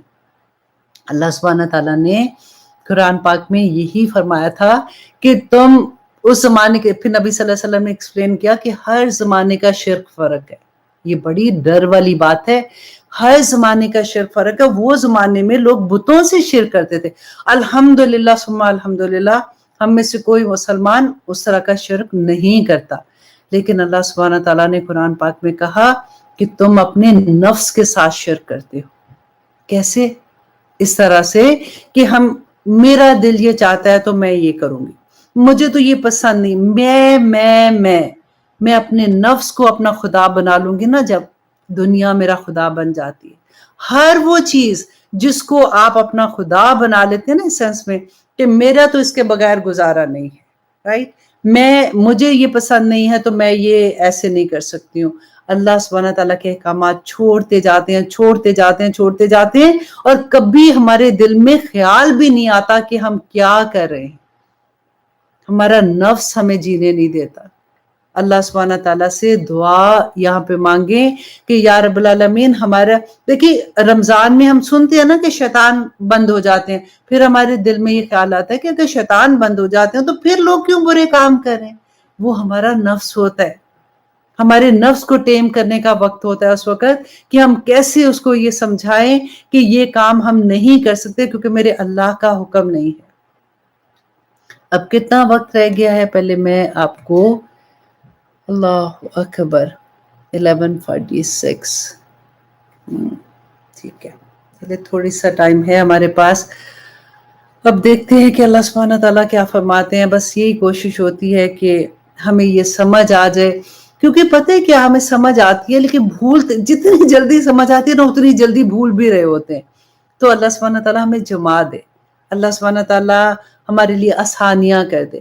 کل میں کہیں پہ کھانے پہ گئی ہوئی تھی تو میں یہی دیکھ رہی تھی، ہم لوگ آپس میں یہ بات کر رہے تھے کیونکہ ہر طرح کے لوگ ہوتے ہیں، ان سے میری یہی بات ہو رہی تھی کہ دیکھو زندگی میں ہر انسان کا امتحان فرق ہے، ہر انسان کا پیپر فرق آتا ہے. اب فار ایگزامپل میرے لیے جب میں نے حجاب کرنے کا سوچا تھا، جب میری زندگی میں قرآن کھلا تھا، مجھے یہ سمجھ آئی، میں یہی بات میں اکثر آپ کو پہلے بھی بتایا تھا، میں اس لیے بتاتی ہوں کہ آپ میں سے بہت سے لوگ اسی لیول پہ سے گزر رہے ہوتے ہیں تو آسانی ہو جاتی ہے. تو مجھے یہ لگتا تھا کہ میرے سے اچھا تو کوئی مسلمان ہی نہیں ہے. ڈیفینیٹلی میں اپنے ہسبینڈ کے ساتھ ہی باہر جاتی ہوں، پارٹیز میں بھی ان کے ساتھ جاتی ہوں، کاروبار کر رہی ہوں تو میرے ہسبینڈ کے ساتھ ہمارا کام بھی اسی طرح سے اکٹھا تھا. تو میں تو کوئی ایسا غلط کام کر ہی نہیں رہی ہوں نا، میں تو دی بیسٹ الحمدللہ مسلمان بھی ہوں. دل میں جیسے بات ہوتی ہے سارا کچھ تو کر رہی ہوتی ہوں. لیکن جب قرآن کھلا زندگی میں تو میں نے کہا یہ کیا ہے، مطلب میں تو اپنے آپ کو اس طرح سے سمجھ رہی ہوں تو یہ اللہ سبحانہ تعالیٰ کے احکامات جو ہیں میں تو ویسے نہیں کر رہی ہوں. میں تو گھر سے جب نکلتی ہوں تو میں نے اس طرح کا، جیسے پھر مجھے سمجھ پتہ ہے کیسے آئی تھی، آسانی کے ساتھ سمجھ آ گئی. میرا جو کاروبار ہے نا، بزنس ہے، اس نے مجھے قرآن سمجھایا. بیسیکلی میں نے یہ دیکھا کہ ایز اے اونر میرے پاس الحمدللہ 300 امپلائیز کام کرتے ہیں، تو اللہ سبحانہ تعالیٰ کے پاس تو پوری دنیا ہے. میں کیا چاہتی ہوں کہ میرا امپلائی کیسا ہو. اگر ایسا ہوتا ہے کہ میں ان کو ایک آرڈر دیا ہوا ہے کہ آپ لوگوں نے یہ یونیفارم ہے، you have to wear black shirt, black pant ہے آپ کا، بلیک شوز آپ نے پہنے ہوئے ہیں، تو آپ نے یہ دس از یور یونیفارم. اب میرا امپلائی ان میں سے 5-10 ایسے لوگ ہوتے ہیں جو فار ایگزامپل مجھے کہیں جی کام پہ آئے ہیں اور انہوں نے یونیفارم نہیں پہنا ہوا. اب میں ان کو دیکھ کے کہہ رہی ہوں کہ یہ کیا، مطلب تم نے یونیفارم کیوں نہیں پہنا؟ نہیں ہم کو یہ یونیفارم پسند نہیں ہے، اس یونیفارم میں تو ہم آنٹیاں لگ رہے ہیں، تو ہم نے سوچا کہ ہم ذرا یہ والے کلر پہنائیں. نو ایکسکیوز می، یو کی not wear this is order. یہ آپ کو بلیک کلر کا ہی پہننا ہے، ہوتا ہے نا ایسے. اللہ سبحانہ تعالیٰ نے بھی اسی طرح سے حکم دیا ہے. ہمیں حکم ہے کہ ایک عورت کو اپنے آپ کو کیسے رکھنا ہے، لیکن ہمیں کیوں نہیں سمجھ آتی ہے. ہمیں بس اللہ سبحانہ تعالیٰ سے یہی بات میں آپ کو سمجھانے کی کوشش کر رہی تھی کہ جب ہماری زندگی میں قرآن کھلتا ہے نا، پھر ہمیں پتہ چلتا ہے اچھا یہ چیز نہیں کر سکتے، یہ کر سکتے ہیں. اب میں نے جب حجاب لیا تھا تو اللہ کا کروڑ شکر ہے کہ میرے ہسبینڈ نے میرا بہت ساتھ دیا. آلویز وہ مجھے انکریج کرتے تھے. میرے بچوں نے گزرتے ہوئے میرے سر پہ چوم رہا ہوتا تھا میرا ایک بیٹا کہ mama you are looking so nice, کیونکہ بڑا مشکل ہوتا ہے. وہ لوگ جو بچپن سے ایسی فیملی میں پیدا ہوئے ہیں، میں کہتی ہوں کہ وہ اللہ سبحانہ تعالیٰ ان کے درجات بلند کرے. وہ تو الحمدللہ ان کے لیے آسانیاں، کیونکہ وہ ایسی فیملی میں ہیں، ان کے ہسبینڈ، ان کے بچے، ان کے خالائیں، پھپھیاں، نانی، دادی سبھی ایسے ہوتے ہیں. لیکن جو لوگوں کو زندگی میں بعد میں قرآن کھلتا ہے اور ان کو سمجھ آتی ہے، ان کے لیے آسان نہیں ہوتا. مت مذاق اڑایا کریں کسی کا، مت کسی کو ان کے بارے میں جج کیا کریں کہ اس نے تو حجاب لیا تھا اب دیکھو اتار دیا، اب یہ کیا وہ کیا. ان کی سٹرگل بڑی مشکل ہوتی ہے، اور اسپیشلی اگر کوئی لیتا ہے تو اس کا مذاق یہ نہ اڑایا کرے، کیونکہ پہلے ہی وہ مشکل سے لیا ہوتا ہے. اور اگر آپ اس کو دیکھے کہیں گے یار تم کیا لگ رہی ہو، تم ایسے، یہ گناہ ملے گا بہت زیادہ اس کا. کہ وہ بندہ جو سٹرگل کر رہا ہے اس راستے میں چلنے کی، اس کو ہمت افزائی کیا کرے. بہت سے لوگ وہیں بیٹھے، ہماری بات ہو رہی تھی تو 2-3 لوگوں نے مجھے یہی بات کہی کہ عائشہ میرے لیے بہت مشکل تھا، کیونکہ میرے ہسبینڈ کسی طرح سے مجھے اجازت نہیں دے رہے تھے. اور نہ صرف اجازت دے رہے، کیونکہ دیکھو ہم عورتوں کا نا یہ کمزوری ہوتی ہے کہ ہسبینڈ ہماری تعریف کرتے ہیں تو ہمیں اچھا لگتا ہے. ڈیفینیٹلی ہر عورت کو اچھا لگتا ہے. آپ ذرا سوچیں کہ آپ تیار ہیں اور آپ کے ہسبینڈ آپ کا مذاق اڑا رہے ہیں، یا آپ کو کہہ رہے ہیں کہ تم you are looking so bad, اور میں تو تمہیں ایسے لے کے نہیں جانے والا ہوں، تو دل بند ہو جاتا ہے. کتنے بڑے بڑے امتحان ہوتے ہیں لوگوں کے لیے. یہ لوگ جو گزر رہے ہوتے ہیں نا، انہی کو پتا ہوتا ہے. تو ان کے لیے دعا کیا کیجئے جو اپنے آپ کو بدلنا چاہتے ہیں. کتنے لوگ یہ بات کہتے ہیں کہ ہم چاہتے ہیں بدلنا، آپ ہمارے لیے دعا کریں، میرے لیے آسانیاں کر دی اللہ سبحانہ تعالیٰ، میرے لیے بڑا مشکل ہو رہا ہے. ایسا نہیں ہے، دیکھیں ان کی زندگیوں میں قرآن کھلا ہوتا ہے، وہ قرآن بھی پڑھ رہے ہوتے ہیں، نماز، روزہ، حج، زکوٰۃ، لوگوں کے ساتھ بھی محبت ہوتی ہے، لوگوں کی ہیلپ بھی کر رہے ہوتے ہیں، اپنے آپ کو جما رہے ہوتے ہیں. لیکن کچھ چیزوں میں مطلب وہ تھوڑی پیچھے ہوتے ہیں، تو ان کی ہمت افزائی کیا کیجئے. ان کو مت ان کو جج کریں کہ دیکھو قرآن کلاس میں تو بیٹھی ہوتی ہے، تو اب دیکھو ذرا اس کو اس حالت میں ہے. یہ بات کرتے ہیں لوگ، پتہ ہے بڑی تکلیف ہوتی ہے ان لوگوں کو. میں I can imagine کہ جو گزرتا ہے نا ان سچویشن سے، ان کو زیادہ اچھے سے پتا ہوتا ہے. اللہ سبحانہ تعالیٰ ہمیں سب کو توفیق عطا کرے کہ ہم اللہ سبحانہ تعالیٰ کے پیغام کو سمجھ کے اور آسانی کے ساتھ، کیونکہ دیکھیں یہ زمانہ، آپ دیکھیں کس زمانے میں ہم لوگ. میں ہمیشہ یہ بات کہتی ہوں کہ بعض لوگ کہتے ہیں کہ اتنی فحاشی ہو گئی ہے، اتنی بے حیائی پھیل گئی ہے، اب 2 لوگ صحیح ہوں گے تو کیا فرق پڑنا ہے؟ پڑے گا فرق. آپ یہ دیکھیے کہ سب سے پہلے کسی نے کوئی ایسا فیشن ایجاد کیا ہوگا جس میں فار ایگزامپل سلیو لیس ہے، انہوں نے پہننا شروع کیا. اس وقت کوئی ایک ہی بندہ ہوگا نا جس نے کیا تھا، اور کرتے کرتے کرتے کرتے وہ ایسا آ جاتا ہے کہ ایک پوری نسلیں تباہ ہونا شروع ہو جاتی ہیں. اسی طرح سے کوئی ایک چینج ہوتا ہے نا، واللہ پورا خاندان آہستہ آہستہ بدلنا شروع ہو جاتا ہے. آپ اپنے اوپر طاری کر کے دیکھیں، آنیسٹلی آپ ایک ٹائم آئے گا کہ آپ کو خود ہی سے، میں آلویز یہ کہتی ہوں کہ دیکھو جس نے چکھا نہیں ہے نا وہ بیان نہیں کر سکتا. اب میں وہیں پہ آیت چھوڑ کے اس طرف چلی گئی ہوں، کیونکہ دیکھیں جس کو چکھا نہیں ہے مینز کہ فار ایگزامپل آپ کو آج کل آم کا سیزن ہے، اپنے زندگی میں کبھی آم نہیں کھایا، آپ کو آپ کی دوست کہتی ہے کہ یہ آم اتنا مزے کا آم ہے، آپ کہو گے ہاں ٹھیک ہے ہوگا مزے کا. آپ یو کی ناٹ ایون امیجن کہ اس کا ٹیسٹ کیسا ہے. وہ کہے گی جی بہت میٹھا ہوتا ہے، اس کی خوشبو بڑی اچھی ہے. آپ کہو گے ہاں ہوگی، ہاں واقعی یہ مزے کی لگ رہی ہے، ہوگی مزے کا. لیکن جب تک آپ اس کو کھائیں گے نہیں نا، آپ کو سمجھ ہی نہیں آئے گی کہ یہ کیا ٹیسٹ تھا. اسی لیے تو آم کو کوئی چھوڑتا نہیں ہے گرمیوں میں. بالکل وہی چیز ہے کہ جس نے اسلام کو، جس نے دین کو چکھا نہیں ہے نا، مطلب نہ منہ سے اسلام کی بات کر رہی ہوں میں، کہ مطلب عمل و صالحات کی بات کر رہی ہوں، جو اللہ کے راستے پہ چلا نہیں ہے نا، اس کو پتہ ہی نہیں ہے کہ یہ کیا چیز ہے۔ وہ جو سکون اللہ سبحانہ تعالیٰ انسان کو فوراً ریئیکشن میں دیتا ہے نا، میں آلویز یہ کہتی ہوں کہ اتنا خوبصورت ہوتا ہے کہ انسان ایسے لگتا ہے کہ پوری زندگی مکمل ہوگی۔ لوگ پوچھیں گے آپ سے، جو قرآن پڑھ کے عمل کرنے والے ہو رہے ہوتے ہیں نا، لوگ پوچھتے ہیں کہ تم بور نہیں ہوتی ہو؟ کہتے ہیں نہیں، مجھے کوئی شوق نہیں ہے کسی سے ملنے کا، آنیسٹلی ایسا نہیں ہوتا، مطلب جاتے ہیں لوگوں سے ملتے ہیں، لیکن اگر آپ کہیں بھی نہ جائیں نا، کئی دفعہ اپنے بڑوں کو دیکھا ہے کہ بور مطلب امی بور ہوتی ہیں، دادی بور ہوتی ہیں، ان کو ٹائم چاہیے۔ جس کو اللہ مل جاتا ہے نا، اس کو کچھ بھی نہیں چاہیے ہوتا، اس کو صرف اس کا رب چاہیے ہوتا ہے۔ یہ اتنا خوبصورت مقام ہوتا ہے، اور اس کو پتہ ہے آپ کیسے جج کر سکتے ہیں؟ فار ایگزامپل ہم نے وہ حدیث پڑھی تھی کہ نبی صلی اللہ علیہ وسلم نے کہا کہ تم مومن ہی نہیں ہو سکتے ہو جب تک تم اللہ سبحانہ تعالیٰ سے اور نبی صلی اللہ علیہ وسلم سے، اپنے ماں باپ سے، اپنی اولاد سے، اپنے کاروبار سے، کسی بھی چیز سے زیادہ محبت نہ کرو، تم مومن نہیں ہو سکتے۔ تو ہم ڈر جاتے ہیں، ہم کہتے ہیں ہائے یہ کیسے ہو سکتا ہے، کیونکہ ہم نے تو اللہ سبحانہ تعالیٰ کو دیکھا نہیں ہے نا، تو پھر نبی صلی اللہ علیہ وسلم کو بھی نہیں دیکھا، ہم تو جو پڑھ لیتے ہیں، ہمارے دلوں میں بہت محبت ہے، لیکن کیونکہ اولاد کو ہم نے پیدا کیا، خود پالا، تو ہم جج کرتے ہوئے ہم کہتے ہیں ہائے تو اس کا مطلب کیا ہم ایمان والے نہیں ہیں؟ ہم ہیں ایمان والے، پتہ ہے کیسے؟ آپ ذرا غور کیجئے، اب جب یہ سوچے نا کہ اب سارا دن آپ کا دھیان کدھر رہتا ہے، اسپیشلی وہ اسٹوڈنٹ جو قرآن حفظ کر رہے ہیں یا قرآن پڑھ رہے ہیں نا، آپ ذرا غور کریں کہ سارا دن آپ کا دھیان کیا ہوتا ہے کہ اچھا میں یہ کام کر لوں، میں نے آیا یاد کرنی ہے، میں یہ کام کر لوں، میں نے یہ اپنا سبق یاد کرنا ہے، میں یہ کام کر لوں، مطلب سارا وقت آپ کام کر رہے ہوتے ہیں، آپ کا دھیان ادھر رہتا ہے۔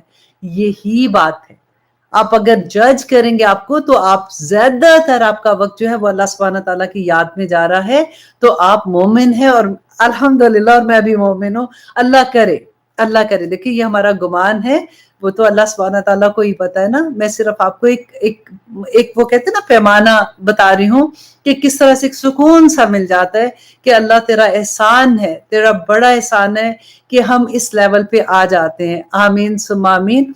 اب آگے دیکھیے ہمارے پاس کتنا وقت ہے، 56 ہو گئے ہیں، اوکے، تھوڑا سا وقت ہے، تو ایک اور آیا کریں یا پھر اگلی دفعہ کریں۔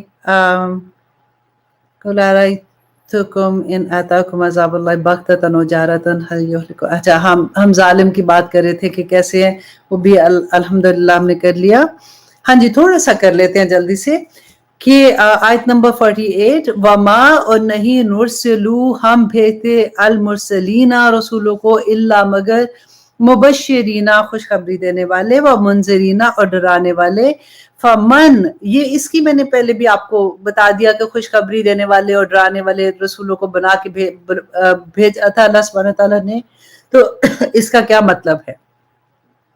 اگلی جو بات ہے نا یہ بڑی خوبصورت ہے کہ فمن آمنا، بس جو کوئی ایمان لے آیا، وَأَصْلَحَ، اور اس نے اصلاح کر لی، فَلَا خَوْفٌ عَلَيْهِمْ وَلَا هُمْ يَحْزَنُونَ، ڈن۔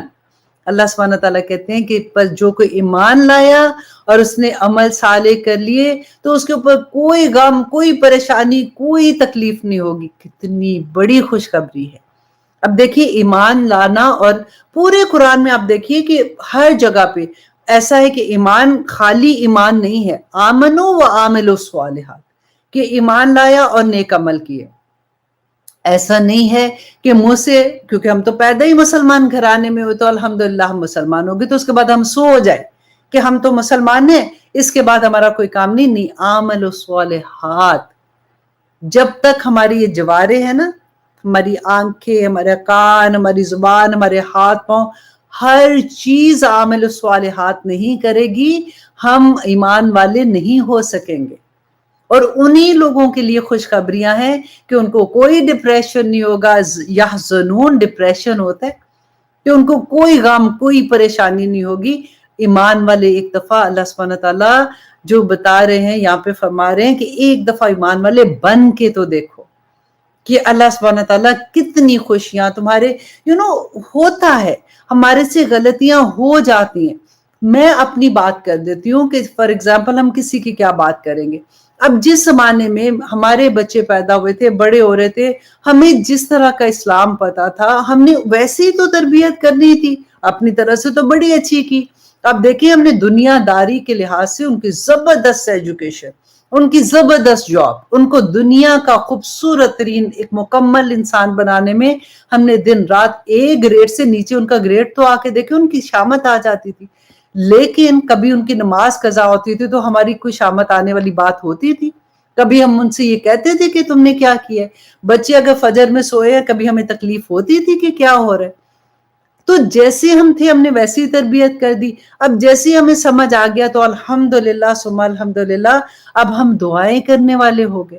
اللہ سبحانہ تعالیٰ ہماری دعا، ہمیں بھی تو کسی کی دعا لگی ہے نا. اسی طرح سے ہمارے بچوں کو بھی ہماری دعائیں لگیں گی. میں تمام ماؤں کو یہ ریکویسٹ کروں گی کہ خدا کے لیے مت ویٹ کرے اپنے آپ کو چینج کرنے کے لیے، کیونکہ ہمارے پاس وقت نہیں ہے. ہمارے پاس وقت نہیں، کسی کو نہیں پتا اگلے لمحے کا، لیکن پھر بھی عمر کے اس حصے میں ہے جو میرے جتنی ہے. ہمارا آپ دیکھیں کیا ہمارے پاس ٹائم ہی کتنا باقی ہے. ہم اپنے بچوں کے لیے دعا کریں گے تو اللہ سبحانہ تعالیٰ نے اگر قبول کر لی، انشاءاللہ اللہ قبول کریں گے، کیونکہ ہر دعا قبولیت کے درجے پہ آ جاتی ہے. تو انشاءاللہ ہمارے بچوں کی راہیں آسان ہو جائیں گی، کیونکہ ہم نے ان کو دنیا داری میں اتنا ڈال دیا ہوا ہے کہ ایک سے ایک اچھی جاب، ایک سے ایک اچھا لیول پہ لے کے گئے ہیں. لیکن ہم نے جس چیز میں کمی کی نا تو ہماری غلطی تھی. اے اللہ سبحانہ تعالیٰ اس کا ہمارے بچوں کو بغیر امتحان میں ڈالے اپنی طرف بلا لینا، کیونکہ اللہ سبحانہ تعالیٰ کی محبت کی انتہا یہی ہوتی ہے کہ اللہ سبحانہ تعالیٰ بلاتے ہیں. اب دیکھیں جو ہم نے پچھلے پوری آیات پڑھی تھی نا کہ اللہ سبحانہ تعالیٰ کی طرف سے آزمائش آتی ہے یا ہمارے اپنے عمل کا نتیجہ یا عذاب، وہ ساری کی ساروں میں میسج کیا ہے کہ اللہ سبحانہ تعالیٰ کی طرح راغب ہو جاؤ. اللہ سبحانہ تعالیٰ چاہتے ہیں کہ دنیا کا عذاب، دنیا کی تکلیف بہت معمولی ہے، آخرت کا عذاب تو کبھی نہ ختم ہونے والا ہے. اس سے بچانے کے لیے اللہ سبحانہ تعالیٰ کہتے ہیں کہ دنیا میں سمجھ جاؤ، کیونکہ یہ امتحان کی جگہ ہے. امتحان کی جگہ پہ تم اللہ سبحانہ تعالیٰ، دنیا تو ہماری نوکر ہے، ہم اس کے نوکر بن گئے نا. اللہ سبحانہ تعالیٰ کی ہر نعمت دیکھیں وہ ہمارے لیے ہے، انسان کے لیے ہے، ہمارے لیے اللہ سبحانہ تعالیٰ نے پوری کائنات کو ہمارا نوکر بنا دیا. ہم مصیبت کھانے کے سمجھ کے نہیں دیتے، ہم ان کا نوکر بن کے بیٹھ گئے ہیں.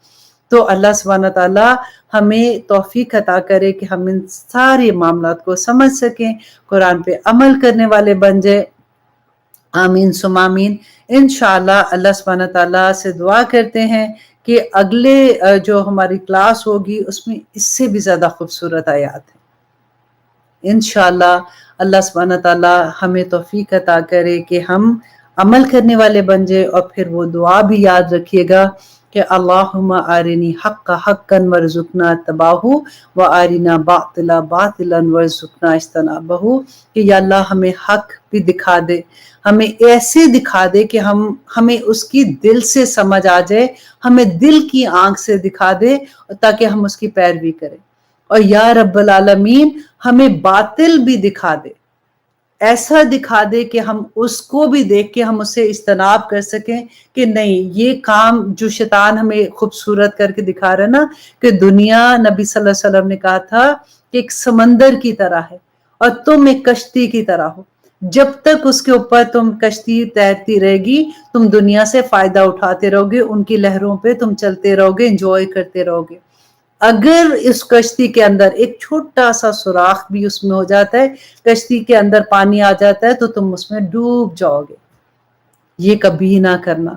دنیا کے اندر بس اتنا ہی رہنا ہے جتنا ہم نے دنیا میں رہنا ہے، اور آخرت کے لیے اتنا ہی سوچنا ہے جتنا ہم نے آخرت میں رہنا ہے. جو حدیث میں نے پک کیا تھا، کیونکہ بہت دفعہ آپ لوگوں کا یہ میرے پاس کویسچن آتا ہے، اور اب تو واٹس ایپ کیونکہ میرا خیال ہے وہ گروپس میں ایڈمن میں میرا نمبر ہوتا ہے تو آپ لوگوں کے ڈائریکٹ بھی میرے میسیجز آ جاتے ہیں. تو ایک ویری کامن کویسچن، اور آنیسٹلی جب میں اسٹوڈنٹ نہیں تھی نا تو میرا بھی یہی کویسچن ہوتا تھا. جب تک مجھے اس کا جواب نہیں پتا تھا میں ہر ایک سے پوچھتی تھی کیونکہ جب ہم نماز پڑھتے ہیں نا تو ادھر خیالات آتے ہیں، اور کئی دفعہ ایسا ہوتا ہے کہ نماز پڑھ لی تو پھر ایک دم سے گھبراہٹ ہونی شروع ہو جاتی ہے کہ کیا نماز پڑھی، اس میں تو خیالات ہی بھٹک گئے، تو نماز میں بھول گیا کہ رکعت کون سی پڑھی تھی کون سی نہیں، تو پھر دل بڑا بے چین ہوتا ہے کہ نماز میں بھی پراپر طریقے سے نہیں پڑھ سکے۔ اس کے بارے میں آپ کے ساتھ ایک بہت پیاری حدیث شیئر کروں گی، اور انشاءاللہ اگر آپ اس پہ عمل کریں گے تو اس کے بعد آپ کو نماز میں وسوسے نہیں آئیں گے۔ اور وہ حدیث کیا ہے کہ حضرت عثمان بن ابی العاص بیان کرتے ہیں رضی اللہ عنہ، بیان کرتے ہیں کہ میں نے عرض کیا کہ اللہ کے رسول، شیطان جو ہے نا وہ میری نماز اور میری قرات کے درمیان حائل ہو جاتا ہے اور میری نماز میں شک ڈال دیتا ہے۔ ہم سب کی ہی پرابلم ہے۔ تو دیکھیں نبی صلی اللہ علیہ وسلم نے کیونکہ ہمیں پتہ نہیں نہ ہوتا تو ہم پھر مارے پھرتے ہیں کہ اب ہمیں یہ کیسے پتہ چلے، ہر چیز کا آپ کو ادھر مل جائے گا۔ ایون میں کہتی ہوں کہ دیکھیں باتھ روم میں جانا کیسے جانا ہے، کون سی دعا پڑھنی ہے، باہر نکل کے کون سی پڑھنی ہے، پہلے کون سا جوتا پہننا ہے، کپڑے کب پہننے تو چھوٹی سی چھوٹی چیزوں کے بارے میں بھی نبی صلی اللہ علیہ وسلم نے ہماری رہنمائی کی ہوئی ہے۔ تو نبی صلی اللہ علیہ وسلم نے فرمایا وہ شیطان ہے، اسے خنزب کہتے ہیں۔ بعض جگہ پہ خواہ کے اوپر زبر ہے اور بعض میں زیر ہے، تو خنزب بھی کہہ سکتے ہیں اور خنزب بھی کہہ سکتے ہیں۔ تو نبی صلی اللہ علیہ وسلم نے فرمایا کہ یہ شیطان کی وہ ذریات میں سے ہے جو نماز میں وسوسے ڈالتے ہیں۔ آپ دیکھیں شیطان کی ایک پوری نسل ہے جس کی یہ ڈیوٹی ہے کہ انہوں نے نماز میں وسوسے ڈالنے ہیں تاکہ ہماری نمازیں اس طرح سے نہ ہو سکیں۔ تو نبی صلی اللہ علیہ وسلم نے فرمایا کہ پس جب تم اسے محسوس کرو تو اللہ کی پناہ طلب کرو اور 3 بار اپنی بائیں، this is my دائیں سائڈ، this is my بائیں سائڈ، ٹھیک ہے، وہ کیونکہ اکثر ہوتا ہے نا جب آپ دیکھ رہے ہوتے ہیں تو وہ ریورس نظر آتا ہے، تو بائیں سائڈ پہ آپ نے 3 دفعہ تھتکارنا ہے، ٹھیک ہے۔ اچھا بعض لوگ یہ پوچھتے ہیں کہ اچھا کیا نماز کی حالت میں بھی ہم ایسے کر سکتے ہیں؟ بالکل کر سکتے ہیں۔ آپ نے فار ایگزامپل یہاں پہ ہاتھ رکھے ہوئے ہیں، آپ کو ایک دم سے آپ کا خیال بھٹک رہے ہیں تو آپ اسی وقت بھی آپ 3 دفعہ یوں کرتے ہیں تھو ایسے کر سکتے ہیں۔ لیکن ابھی میں انشاءاللہ اس کا اور بھی آپ کو ڈیٹیل بتاتی ہوں۔ تو نبی صلی اللہ علیہ وسلم نے کہا کہ 3 بار اپنی بائیں جانب تھوک دو۔ وہ بیان کرتے ہیں کہ پس میں نے ایسا کیا تو اللہ سبحانہ تعالیٰ نے شیطان کو مجھ سے دور کر دیا۔ اب یہ والی حدیث جو ہے یہ میں نے مشکات المصابیح کی جنہوں نے شرح لکھی ہے نا، حکیم الامت ہے مفتی احمد یار خان نعیمی رحمہ اللہ علیہ، میں ان کی ڈیٹیل حدیث کی میں پڑھ رہی تھی تو انہوں نے اپنا ایک ایکسپیرینس شیئر کیا تھا۔ انہوں نے کیا کہا کہ جس وقت آپ نے وضو کر لیا، نماز کے لیے آپ کھڑے ہو گئے تو اللہ اکبر جب کہنا ہے نا اس سے پہلے انہوں نے کہا کہ آپ اس سے بھی پہلے تکبیر تحریمہ سے پہلے آپ نے لیفٹ سائڈ پہ 3 دفعہ تھو ایسے کرنا ہے اور پھر آپ نے لا حول ولا قوت پڑھنا ہے، ٹھیک ہے، اور اس کے بعد آپ نے اللہ اکبر کہنا ہے۔ اور اس کے بعد کیا ہوگا کہ جب آپ نے اس طرح سے کرنا ہے تو آپ نے اپنی نگاہ کی حفاظت کرنی ہے۔ نگاہ کی حفاظت کیسے کرنی ہے کہ جس وقت آپ کھڑے ہیں نا قیام میں ہیں تو آپ کی نگاہ کدھر ہوگی، جہاں پہ آپ سجدہ کرتے ہیں نا آپ نے ایگزیکٹلی اس پوائنٹ پہ اپنی نگاہ رکھنی ہے۔ اور یہ عام طرح بھی آپ جب نماز پڑھتے ہیں تو یہی طریقہ ہے۔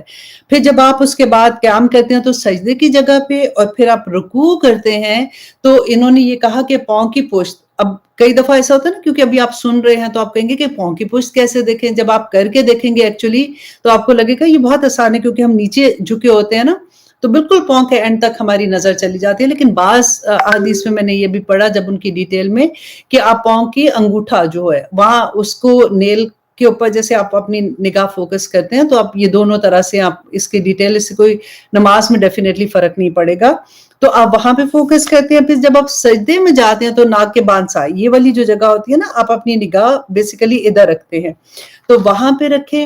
اور جلسہ قعدہ جیسے جب تحیات جب آپ پڑھتے ہیں تو آپ کی نگاہ جو ہے اپنی گود میں ہونی چاہیے۔ یہ عام نماز میں بھی یہی رول ہے، تو اس میں اگر آپ ایسے کرتے ہیں تو پھر انشاءاللہ نماز میں وسوسے نہیں آئیں گے۔ کتنی مزے کی بات ہے، کیونکہ یہ ہمارا اور آپ بلیو کریں ایسا ہوتا ہے کہ پورا دن آپ نے وہ کسی بات کو نہیں سوچا ہوتا، the moment آپ نماز پڑھنے شروع کرتے ہیں نا وہ ساری چیزیں آپ کے دماغ میں آ جاتی ہیں، یہ کام کیسے کیا تھا، اس کو کیا کہا تھا، اچھا یہ کیسے کرنا ہے، اچھا جلدی جلدی کرو یہ کام رہ جائے گا۔ وہ جو کام صبح سے نہیں کیا وہاں پہ جلدی ڈال دیتا ہے شیطان کے جلدی جلدی کرو اس کے بعد ہم نے یہ کام کرنا ہے۔ اللہ سبحانہ تعالیٰ ہمیں توفیق دے کہ ہم اپنی نمازوں میں بھی خشیت رکھ سکیں، آمین ثم آمین۔ اچھا جی، اب دوسرا ایک ٹاپک تھا کہ نماز کی تو میں نے بات کر لی نا کہ نکاح کرنے کا ہے کہ مسجدوں میں نکاح کرنا. یہ ٹاپک بہت امپورٹنٹ ہے ان سب لوگوں کے لیے اسپیشلی جو امریکہ میں رہتے ہیں, کیونکہ پاکستان میں نے ایسی سچویشن نہیں دیکھی. مسجد میں نکاح تو کرتے ہیں, جیسے لڑکا اگر مسجد میں ہے وہاں پہ نکاح ہوتا ہے, لڑکی کا گھر میں آ کے ہوتا ہے. لیکن ان امریکہ اسپیشلی میں ہیوسٹن میں رہتی ہوں تو میں نے یہاں پہ جو دیکھا, اور I request everyone specially Houston کے لوگوں سے کہ کوئی پرسنلی نہ لے, میں جسٹ ایک بات کر رہی ہوں کیونکہ میرے بھی بچوں کے نکاح مسجد میں ہوئے تھے اور اس طرح سے. لیکن ہم سب کی یہ خواہش ہوتی ہے کہ ہمارے بچوں کے نکاح مسجد میں ہوں. بہت اچھی بات ہے کیونکہ نبی صلی اللہ علیہ وآلہ وسلم نے بھی یہی فرمایا تھا کہ بہترین جگہ جو اس دنیا میں, اس کائنات میں بہترین جگہ ہمارے لیے کون سی ہے, کہ مسجدیں ہیں. اور بدترین جگہ جو ہے وہ بازار ہے, کیونکہ اس وقت ہم اتنا مصروف ہو جاتے ہیں. ایسا نہیں ہے کہ بازار میں کاروبار کے لیے نہیں جاتے یا خرید و فروخت کے لیے نہیں جاتے, لیکن اگر جا کے وہاں پہ کیونکہ باتوں میں انسان مصروف ہو جاتا ہے, اور جیسے یہاں پہ تو لوگوں کو عادت ہے ایسے ہی ونڈو شاپنگ میں لگ جاتے ہیں اور اللہ کی یاد سے بیسیکلی ہم غافل ہو جاتے ہیں. تو اس وجہ سے یہ بات ہے. تو ہمارا دل بھی یہ ہوتا ہے کہ اتنی مبارک چیز ہے, نکاح کریں تو مسجد میں نکاح ہو جائیں. اب یہاں پہ کیا ہوتا ہے کہ مسجد میں جب ہم نکاح کے لیے جاتے ہیں, اگر آدمی جو لڑکے جو ہیں وہ اگر آدمیوں کی سائڈ پہ ہیں, عورتوں کی سائڈ پہ بچی ہے اور اس کی فیملی ہے, تو نکاح ایسے ہوتا ہے تو بہت اچھی بات ہے. یہ تو اس سے اچھی کوئی بات ہی نہیں. لیکن ہو کیا رہا ہے کہ کیونکہ آدمیوں کے سائڈ ذرا بڑی ہوتی ہے, اور وہاں پہ کیا ہوتا ہے کہ پھر باقاعدہ نکاح پہ لوگوں کو بلایا جاتا ہے.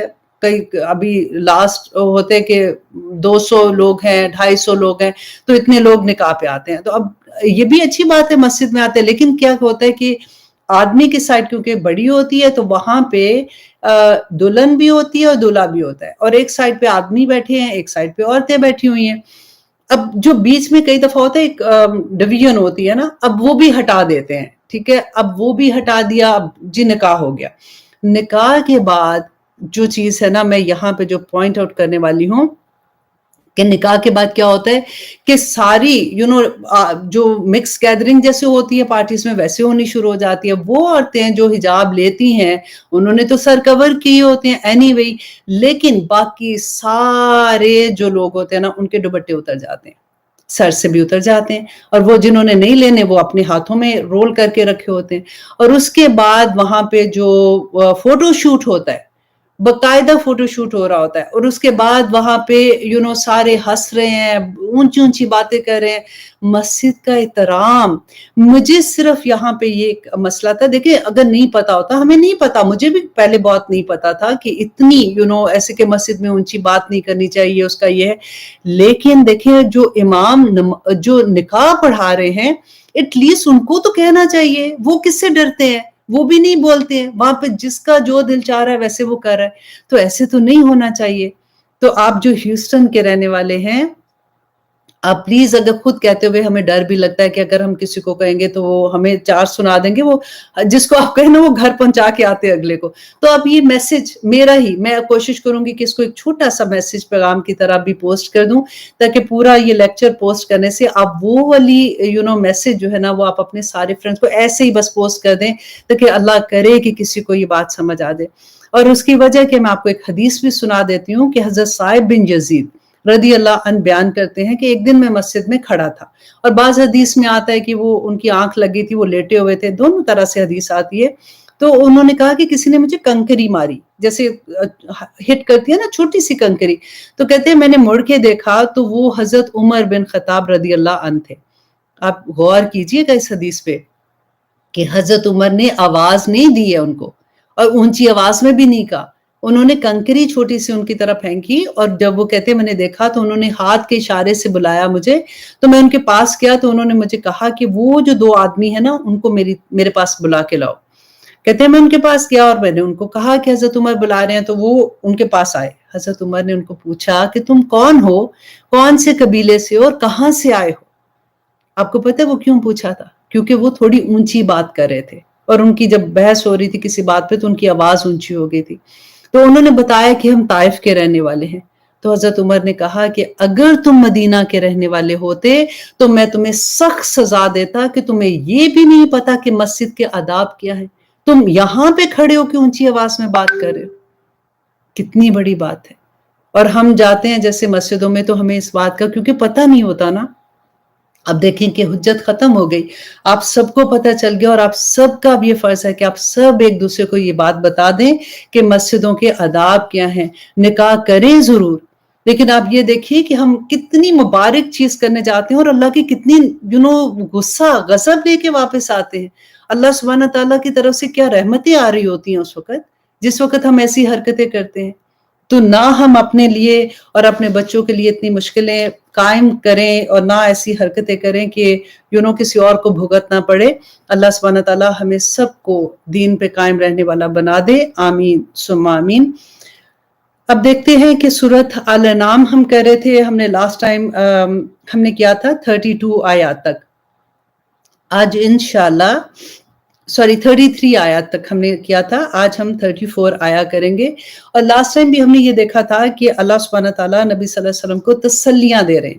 آج وہ ہر انسان جو نیکی کی بات آگے پہنچاتے وقت گھبراتا ہے نا، اور مجھے آج کے لیکچر میں مجھے سیما آصف میری دوست ہیں، وہ اتنی یاد آ رہی تھی کیونکہ ہم اکثر ڈسکس کرتے ہیں، اور وہ بتا رہی ہوتی ہے کہ کیسے لوگوں کو بتائیں، جس کو بھی بتائیں تو وہ اتنی آگے سے ایسے بات کر دیتے ہیں کہ آگے سے ہم شرمندہ ہو جاتے ہیں، یا ایسے میں پوری وہ سینٹنس تو نہیں بولوں گی، لیکن آپ میں سے ہر ایک کو اس سے گزرنا پڑتا ہے جو نیکی کی بات دوسروں کو بتاتے ہیں۔ اب دیکھیں غیروں کو نہیں فرق پڑتا، غیر بڑے مزے کے ہوتے ہیں، ان سے آپ نے کوئی بات بھی کر لی، سن لی تو سن لی، نہیں سنی تو کان سے ادھر کر کے بھی آگے نکل جاتے ہیں۔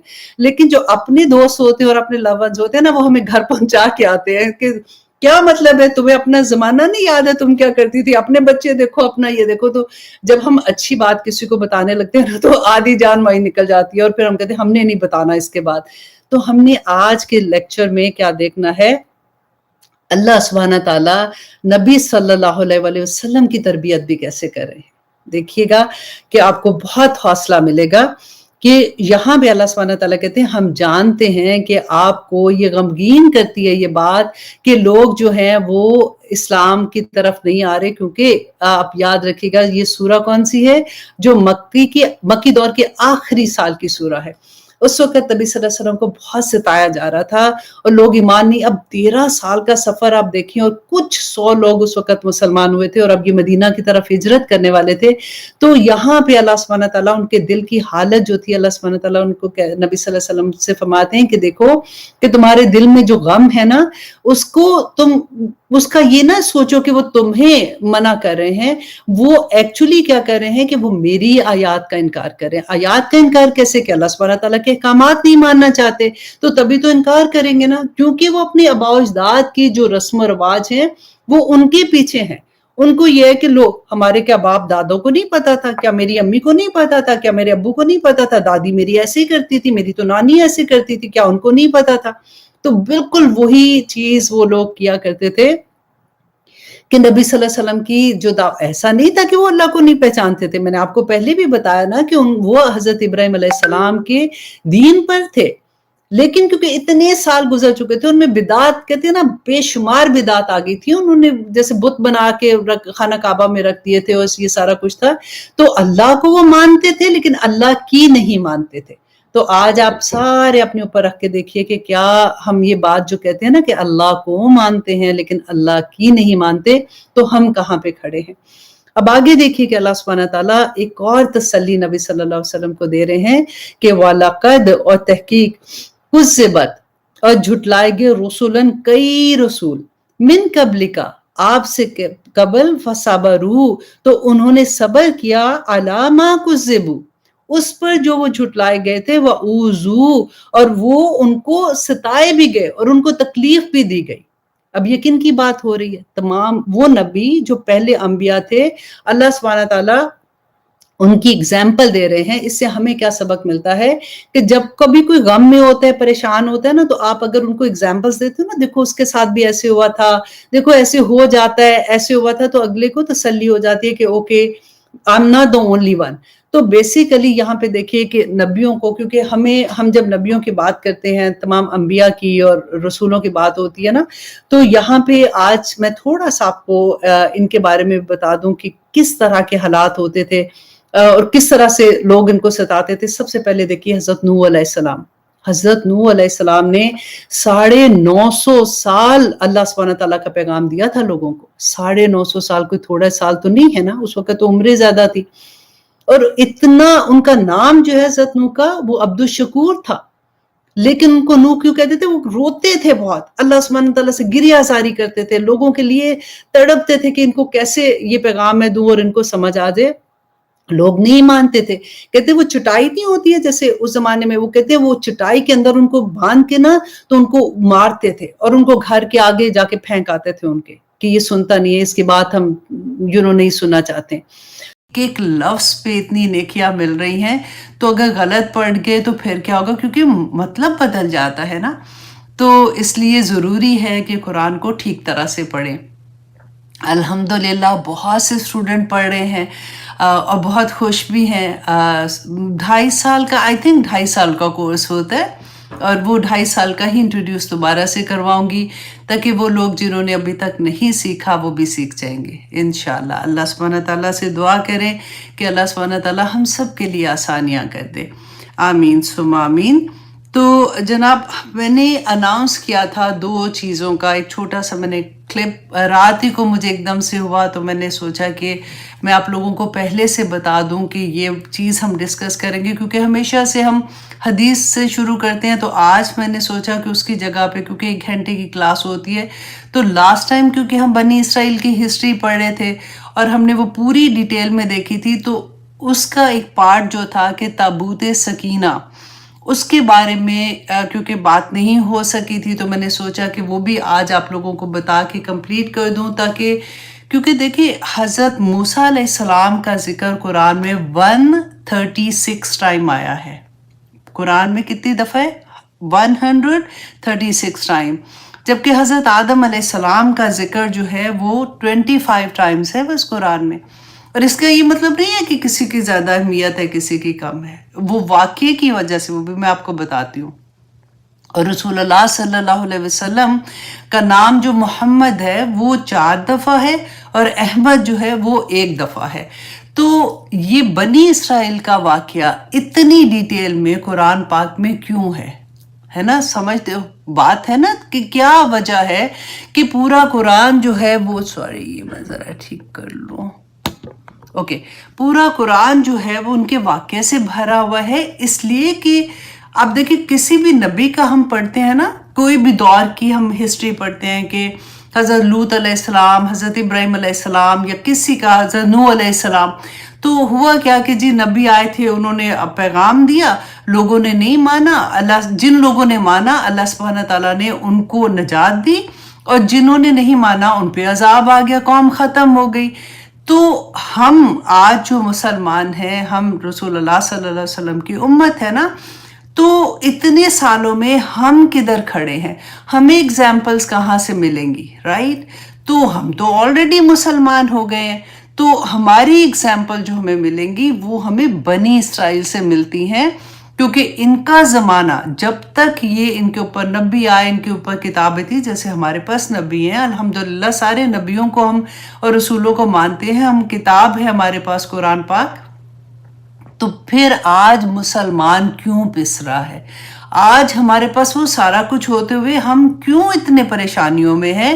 تو ہمیں جا کے کہاں سے دیکھنا ہوگا؟ بنی اسرائیل سے, کیونکہ اگزامپل ہمارے پاس صرف وہی ہے, کیونکہ وہی مسلمان تھے اور ان کے اوپر زوال بھی آتا تھا اور ان کے اوپر عروج بھی آتا تھا.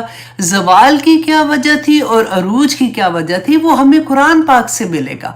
تو اس واقعہ میں ہمیں اتنی رہنمائی ملتی ہے کہ میں آج, اب دیکھیں ہم ایز اے قوم اگر نہیں دیکھتے نا, ہم اپنی ذات کو بھی اگر دیکھیں گے نا, تو اس میں ہمیں سارا کچھ بلیک اینڈ وائٹ سمجھ آ جاتی ہے. آج ہمارا یہ حال کیوں ہے, اور جب ہمارا عروج تھا تو ہمارا کیا حال تھا, اور وہ بھی وجہ کیا تھی. تو اسی بات کو انشاءاللہ میں ریلیٹ کرتی جاؤں گی تاکہ ہم لوگوں کو آسانی سے سمجھ آئے. ہم لوگوں کی تفسیر کرنے کا مقصد بھی یہی ہے, صرف کہ ہمیں قرآن پاک کی اس طرح سے سمجھ آئے کہ میری زندگی میں قرآن جو ہے وہ اس کا کیا اثر ہوگا, اور میں اس سے کیسے اپنے آپ کو بہتر انسان بنا سکتی ہوں، بہتر مسلمان بنا سکتی ہوں تاکہ میں آخرت میں کامیاب ہو جاؤں۔ تو اب یہاں پہ دیکھیے کہ تابوت سکینہ یہ بنی اسرائیل کے لیے اتنی اہمیت کا حامل کیوں تھا، ان کے لیے اس میں کیا چیز تھی، اور یہ کدھر چلا گیا، اب کدھر ہے یہ؟ جو ہسٹری جانتے ہیں ان کو تو کچھ نہ کچھ پتا ہوگا، لیکن میں اس لیے کہ جو بہت سے لوگ ہوتے ہیں ان کو اتنی ہسٹری کا نہیں پتا ہوتا، تو ایک دفعہ ان کے سامنے بھی یہ بات آ جائے گی۔ اب دیکھیں سورۃ البقرہ آیت نمبر 278۔ اب اس کو آپ انڈر لائن ذرا کر لینا تاکہ آپ لوگ بعد میں خود اس آیت کو پڑھ کے کمپیریزن کر سکو، ٹھیک ہے؟ اور اس کو انشاءاللہ پھر ہم دیکھیں گے کہ اللہ سبحانہ تعالیٰ نے کیا فرمایا کہ سورۃ البقرہ آیت نمبر 248 کہ اس کی بادشاہی کی نشانی یہ ہے کہ تمہارے پاس وہ تابوت آ جائے گا جس میں تمہارے رب کی طرف سے دلوں کا چین ہے۔ اب دلوں کے چین کو بھی انڈر لائن کیجئے، ٹھیک ہے؟ کہ اب کون سے اللہ سبحانہ تعالیٰ یہاں پہ کیا بات فرما رہے ہیں کہ اس کی بادشاہی کی نشانی۔ آپ کو یاد ہے لاسٹ ٹائم جو میں نے آپ کو پوری سٹوری سنائی تھی، طالوت اور جالوت کا قصہ بتایا تھا، جب ان کے جو نبی تھے نا وقت کے، وہ شمول جو تھے، حضرت شمول تھے، ان کے پاس جب ان کی قوم بنی اسرائیل گئی تھی۔ اب اتنا بڑا سبق ہے نا اس میں، دیکھیں کہ یوشع بن نون کے ساتھ انہوں نے فتح تو کر لیا تھا فلسطین، اور جا کے کیا کیا تھا کہ 12 حصوں میں تقسیم ہو گئے تھے، 12 اپنی قومیں، وہ کیا کہتے قبیلے بنا لیے تھے۔ اب جیسے انہوں نے 12 قبیلے بنائے کہ ہم کیوں بنائے؟ تاکہ ہم میں لڑائی نہ ہو، ٹھیک ہے؟ ہر قبیلہ اپنی اپنی جگہ رہے گا، لیکن آہستہ آہستہ کیا ہوا کہ ایک قبیلہ دوسرے قبیلے سے لڑنا شروع ہو گیا۔ اب کمپیریزن دیکھیے آج مسلمانوں کا کہ ہمارے کتنے فرقے بن گئے ہیں، ہر فرقہ دوسرے کو کافر، ہر فرقہ دوسرے کو غلط، بالکل وہی ایگزیکٹلی سٹوری آپ کو یہاں پہ نظر آئے گی۔ 12 قبیلے بنے، کوئی غلط تو نہیں تھا، مسلمان ہی تھے سارے اس وقت کے بنی اسرائیل، اور نبی بھی تھا ان کے اندر۔ اب 12 قبیلے جب آپس میں لڑنا شروع ہوئے تو 7 جو ان کے ارد گرد کے لوگ تھے، جو ارد گرد کی قومیں تھی، انہوں نے جب ان کو دیکھا کہ یہ ویک ہو گئے، انہوں نے حملہ کیا۔ وہ کون تھے؟ قوم عمالقہ تھی جنہوں نے ان کے اوپر حملہ کیا تھا، اور حملہ جب کیا تھا تو اس وقت ان کی اینٹ سے اینٹ بجا دی، ان کے اوپر اتنے ظلم کیے، سب کچھ تباہ و برباد کر کے، تو یہ جو ان کا تابوت سکینہ تھا نا، یہ اٹھا کے اپنے ساتھ لے گئے۔ اب ان کے لیے تو وہ مقدس نہیں تھا، ان کو یہ پتا تھا کہ یہ لوگ جو ہے اس کی بڑی کوئی کرتے ہیں، بڑی اس کو مقدس سمجھتے ہیں۔ جیسے آج کل کے زمانے میں آپ دیکھیں کوئی غیر مسلم جیسے وہ قرآن کی بے حرمتی کرتے ہیں تو ہمیں کتنی تکلیف ہوتی ہے نا، لیکن اس زمانے میں بھی ان کے لیے تو یہ مقدس نہیں تھا۔ انہوں نے جان بوجھ کے غصے میں آ کے وہ تابوت سکینہ جو ہے وہ کدھر پھینک دیا؟ جو گن کوڑا تھا ادھر انہوں نے اس کو پھینک دیا۔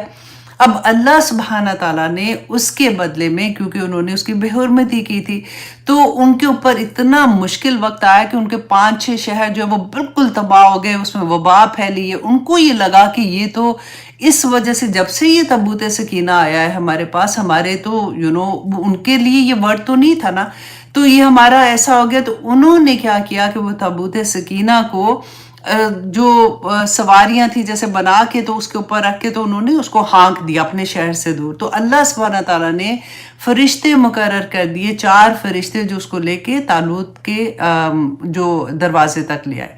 اب یہاں پہ یہی اللہ سبحانہ تعالیٰ فرما رہے ہیں کہ اچھا، کیونکہ یہ مانتے نہیں تھے طالوت کو، جب یہ حضرت شمول کے پاس گئے اور انہوں نے کہا کہ ہمارا اتنا برا حال ہے، آپ ہمارے لیے کوئی بادشاہ مقرر کر دیں جس کے ساتھ مل کے ہم سارے اب مل کے ہم یہ چھوڑ دیتے ہیں جو ہم نے اپنے آپ کو بانٹ لیا 12 قبیلوں میں، ہم سب مل کے اب حملہ مطلب اپنے دشمنوں کے ساتھ مقابلہ کریں گے۔ ایک ہی وجہ ہے، اب دیکھیے اگر یہ سارے فرقے بند ہوں گے نا، لوگ کیا کہتے ہیں آپ دیکھیں، میں نے بڑے بڑے لوگوں کو یہ کہتے سنا کہ جب رسول اللہ نے کہا کہ اتنے فرقے بن گئے تو ہم کون ہوتے؟ رسول اللہ نے یہ نہیں کہا تھا کہ فرقے بناؤ، انہوں نے ایک وارننگ دی تھی کہ ایسا کرو گے تو تباہی ہوگی، اور ایک ہی فرقہ جو کامیاب ہوگا جس نے قرآن اور سنت کو پکڑا ہوگا۔ اب ہر فرقہ کہتا ہے کہ میں نے قرآن اور سنت کو پکڑا، قرآن اور سنت کو پکڑا ہوا ہے، تو پھر کدھر جائیں گے؟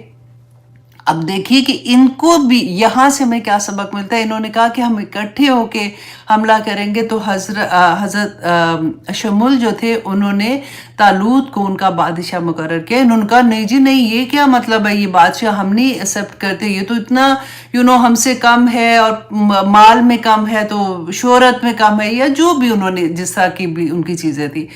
تو اس پر انہوں نے کہا کہ اچھا اگر میں تمہیں ایک نشانی اللہ کی طرف سے بتاتا ہوں کہ یہ جو تابوت ہمارا چلا گیا ہے، گم ہو گیا ہے، یا وہ اٹھا کے لے گئے تھے، وہ اللہ سبحانہ تعالیٰ واپس لے آئیں گے تو تمہیں یقین ہو جائے گا. تو جب یہ تابوت واپس آ گیا تھا تو ان کو یقین ہو گیا. تو پھر ان کی سرکردگی میں یہ انہوں نے جنگ کی تھی، اور جب یہ جنگ کی تھی اور سامنے یہ جالوت آیا تھا تو یہ ڈر گئے تھے. تو وہاں پہ حضرت داؤد علیہ السلام اور سلیمان علیہ السلام کی کہانی شروع ہوتی ہے. اچھا اب یہ کیونکہ ہم ابھی تابوت سکینہ کا پڑھ رہے ہیں، اب تابوت سکینہ واپس آ گیا، ان کو اتنا عروج ملا جس کو کہتے ہیں. اپنے داؤد علیہ السلام اور سلیمان علیہ السلام کی تو پڑھی ہے نا ہسٹری، انشاءاللہ جہاں پہ آئے گی میں آپ کو اور بھی ڈیٹیل میں بتاؤں گی کہ پوری دنیا میں ان کی حکومت تھی. اللہ سبحانہ تعالیٰ نے ان کو نبوت بھی دی اور ان کو دنیا میں بادشاہت بھی عطا کی، اور بے شمار ان کو شہرت ملی اس میں. اب کیا تھا کہ آہستہ آہستہ آہستہ آہستہ ان کے اندر پھر سے وہی کمزوریاں آنی شروع ہو گئی، پھر سے ان کے اندر بدعمالیاں شروع ہو گئی. تو اللہ سبحانہ تعالیٰ نے ان بدعمالیوں کی وجہ سے ان کے اوپر بخت نصر کو مسلط کر دیا. آج آپ دیکھیں ایگزیکٹلی آج آپ دیکھیں، انشاءاللہ پہلے میں وہ سورت کی طرف آؤں گی، آیا کی طرف آؤں گی، پھر میں کمپیریزن کراتی ہوں. اب بخت نصر نے کیا کیا کہ وہ جو پورا شہر ہے ان کا حملہ کیا، اینٹ سینٹ بجا دی، وہی مار پیٹ کے کہتے کوئی ایک جگہ بھی نہیں بچی تھی، اور جو لوگ بچے تھے ان کو اپنے ساتھ وہ غلام بنا کے لے گیا تھا. کبھی پڑھ کے دیکھے گا بخت نصر کی ہسٹری، آپ کو پتہ چلے گا کہ ظلم کیا دنیا میں ہوتا ہے، وہاں سے آپ کو پتہ چلے گا کہ کیا کیا تھا. کہ کہتے وہ کھوپڑیاں جو تھی نا انسانوں کی، اس سے وہ محل تعمیر کروائے تھے اس نے کہ ان کے ساتھ یہ کرو. اور اس وقت سے یہ جو تابوت سکینہ ہے نا، یہ کہیں گم ہو گیا، جو آج تک نہیں ملا. اور یہود جو ہیں وہ آج بھی اس کی تلاش میں ہیں. وجہ کیا ہے کہ ان کو یہ پتا ہے کہ اگر ہمیں تابوت سکینہ مل گیا تو پھر ہم پوری دنیا پہ حکومت واپس سے کر سکیں گے. کیوں ایسے کہتے تھے؟ کیونکہ تابوت سکینہ جو ہے نا، یہ اللہ سبحانہ تعالیٰ کی طرف سے آدم علیہ السلام پر نازل ہوا تھا. آدم علیہ السلام کے بعد ان کے جو بیٹے شیث تھے، شیث تھا آخر میں نا، پہلے سین ہے شین ہے اور پھر اس کے بعد تھا ہے، تو اس لیے بولنا مشکل ہے. ان کے اوپر ان کے پاس تھا، ان کے پاس سے ہوتا ہوتا یہ حضرت یعقوب علیہ السلام کے پاس آیا. حضرت یعقوب سے حضرت موسیٰ علیہ السلام، کیونکہ ہسٹری میں بتا چکی ہوں اس لیے میں آگے فارورڈ جا رہی ہوں. حضرت موسیٰ علیہ السلام جب وادی تیہ میں تھے نا، تو انہوں نے کیا کیا کہ ایک خیمہ بنایا جس میں وہ جو وادی تیہ میں لوگ تھے وہ عبادت کرتے تھے. اس خیمے میں انہوں نے ایک جگہ بنائی تھی، ایک چھوٹا سا پلیس تھی جہاں پہ انہوں نے یہ تابوت سکینہ رکھا تھا. حضرت داؤد علیہ السلام اور حضرت داؤد علیہ السلام اور ان کے بیٹے جو تھے حضرت سلیمان علیہ السلام، انہوں نے اسی جگہ پر ایک بیوٹیفل عمارت، جیسے کہتے ہیں نا عبادت گاہ، بنائی تھی. اور وہیں پہ انہوں نے ایک اور عمارت بنائی تھی جہاں پہ انہوں نے جس کمرے میں پھر انہوں نے اس عمارت کے کمرہ بنایا تھا جس میں انہوں نے تابوت سکینہ رکھا تھا. اور اس کو وہ جو عمارت تھی نا، اس کو وہ ہیکل کہتے ہیں، اور جہاں پہ جس کمرے میں انہوں نے یہ تابوت سکینہ رکھا تھا اس کو وہ القدوس کہتے تھے. اچھا اب یہاں پہ کیا ہوتا تھا کہ جب بھی ان کے اوپر کوئی مشکل وقت آتا تھا تو یہ کیا کرتے تھے، اس تابوت سکینہ کو سامنے رکھتے تھے اور اللہ سبحانہ تعالیٰ سے اس کو وسیلہ بنا کے دعا کرتے تھے، کیونکہ اللہ سبحانہ تعالیٰ نے فرمایا کہ ان کے دلوں کا سکون ہے اس کے اندر، تو ان کو اس سے سکون ملتا تھا. اگر کوئی قوم جنگ کے لیے آتی تھی تو اس کو سامنے رکھ کے دعا کرتے تھے تو ان کو مطلب مضبوطی آ جاتی، بہادر ہو جاتے تھے کہ ان کو کسی سے پھر ڈر نہیں لگتا تھا. تو یہ اللہ کا کیونکہ ان سے وعدہ تھا. اب یہ تابوت سکینہ کیونکہ ان سے گم ہو گیا ہے تو آج تک وہ اسی کو ڈھونڈتے ہیں. ان میں سے ڈفرینٹ بھی ملتے ہیں ہسٹری جب آپ پڑھتے ہیں کہ ان کا یہ خیال ہے کہ یہ جو ابھی بیت المقدس اس کو کہتے ہیں، اس کے اندر کہیں پہ وہ دفن ہو گیا، کیونکہ بخت نصر جب گیا تھا نا وہاں سے فلسطین سے، تو اس نے ایک ایک چیز کہتے وہ بنیادیں بھی اکھاڑ کے رکھتی تھی کہ ان کو یہ بھی نہ پتہ چلے کہ کدھر کیا چیز بنی ہوئی ہے، تو اس لیے وہ سارا تو شہر ختم ہو گیا تھا۔ تو آئیے اب ہم واپس آتے ہیں کہ ان کے پاس تو حکم، اللہ سبحانہ تعالیٰ نے فرمایا تھا نا کہ انی فضلتکم علی العالمین، تو اتنے نبی پہ نبی، نبی پہ نبی، رسول، کتابیں، سب کچھ اللہ سبحانہ تعالیٰ نے مسلمانوں کو دیا۔ اس وقت کے مسلمانوں کی بات کر رہی ہوں، آج اپنے آپ کو ادھر ہی رکھ کے دیکھیے گا کہ سب کو پھر جب غلط ہوتے تھے تو ان کو سزا ملتی تھی ان کے اعمال کی وجہ سے۔ تو اب یہ ہے کہ پھر اللہ سبحانہ تعالیٰ نے جب یہ نہیں سدھرے ہیں، قرآن میں ہم نے بار بار سورۃ البقرہ میں پڑھا نا کہ اگر پکڑو اس کو، جب تورا آئی تھی تو کیا کہا تھا، پکڑو اس کو ورنہ پہاڑ جو طور ہے وہ معلق کر دیا تھا ان کے اوپر کہ اگر نہیں اس کے عمل کرو گے تو پہاڑ تمہارے اوپر گرا دیا جائے گا۔ وہ سارا ہم نے پڑھا تھا کہ کیا کیا ان لوگوں کے ساتھ بار بار اللہ سبحانہ تعالیٰ کی طرف سے پھر رحمت آ جاتی تھی، پھر اللہ سبحانہ تعالیٰ معاف کر دیتے تھے، پھر یہ وہی اب حرکتیں کرنا شروع کر دیتے تھے۔ آج بھی ہمارے ساتھ کیا ویسے نہیں ہوتا؟ بار بار ابھی دیکھیے جب کورونا تھا ہمارا کیا حال تھا، گھر گھر میں اذان کی آواز تھی، ہم نے کتنی معافیاں مانگی تھی، اپنے لو ونس کے جنازے پہ نہیں جا سکتے تھے، اپنے بچے جب آتے تھے ملنے کے لیے تو گاڑی میں کہتے تھے کہ اچھا شیشہ نیچے کر دو ہم باہر سے ملنے، اپنی جان اتنی عزیز ہو گئی تھی کہ ان کی بھی کہ مطلب ان کو ہم سے نہ لگ جائے اور ہمیں ان سے نہ لگ جائے۔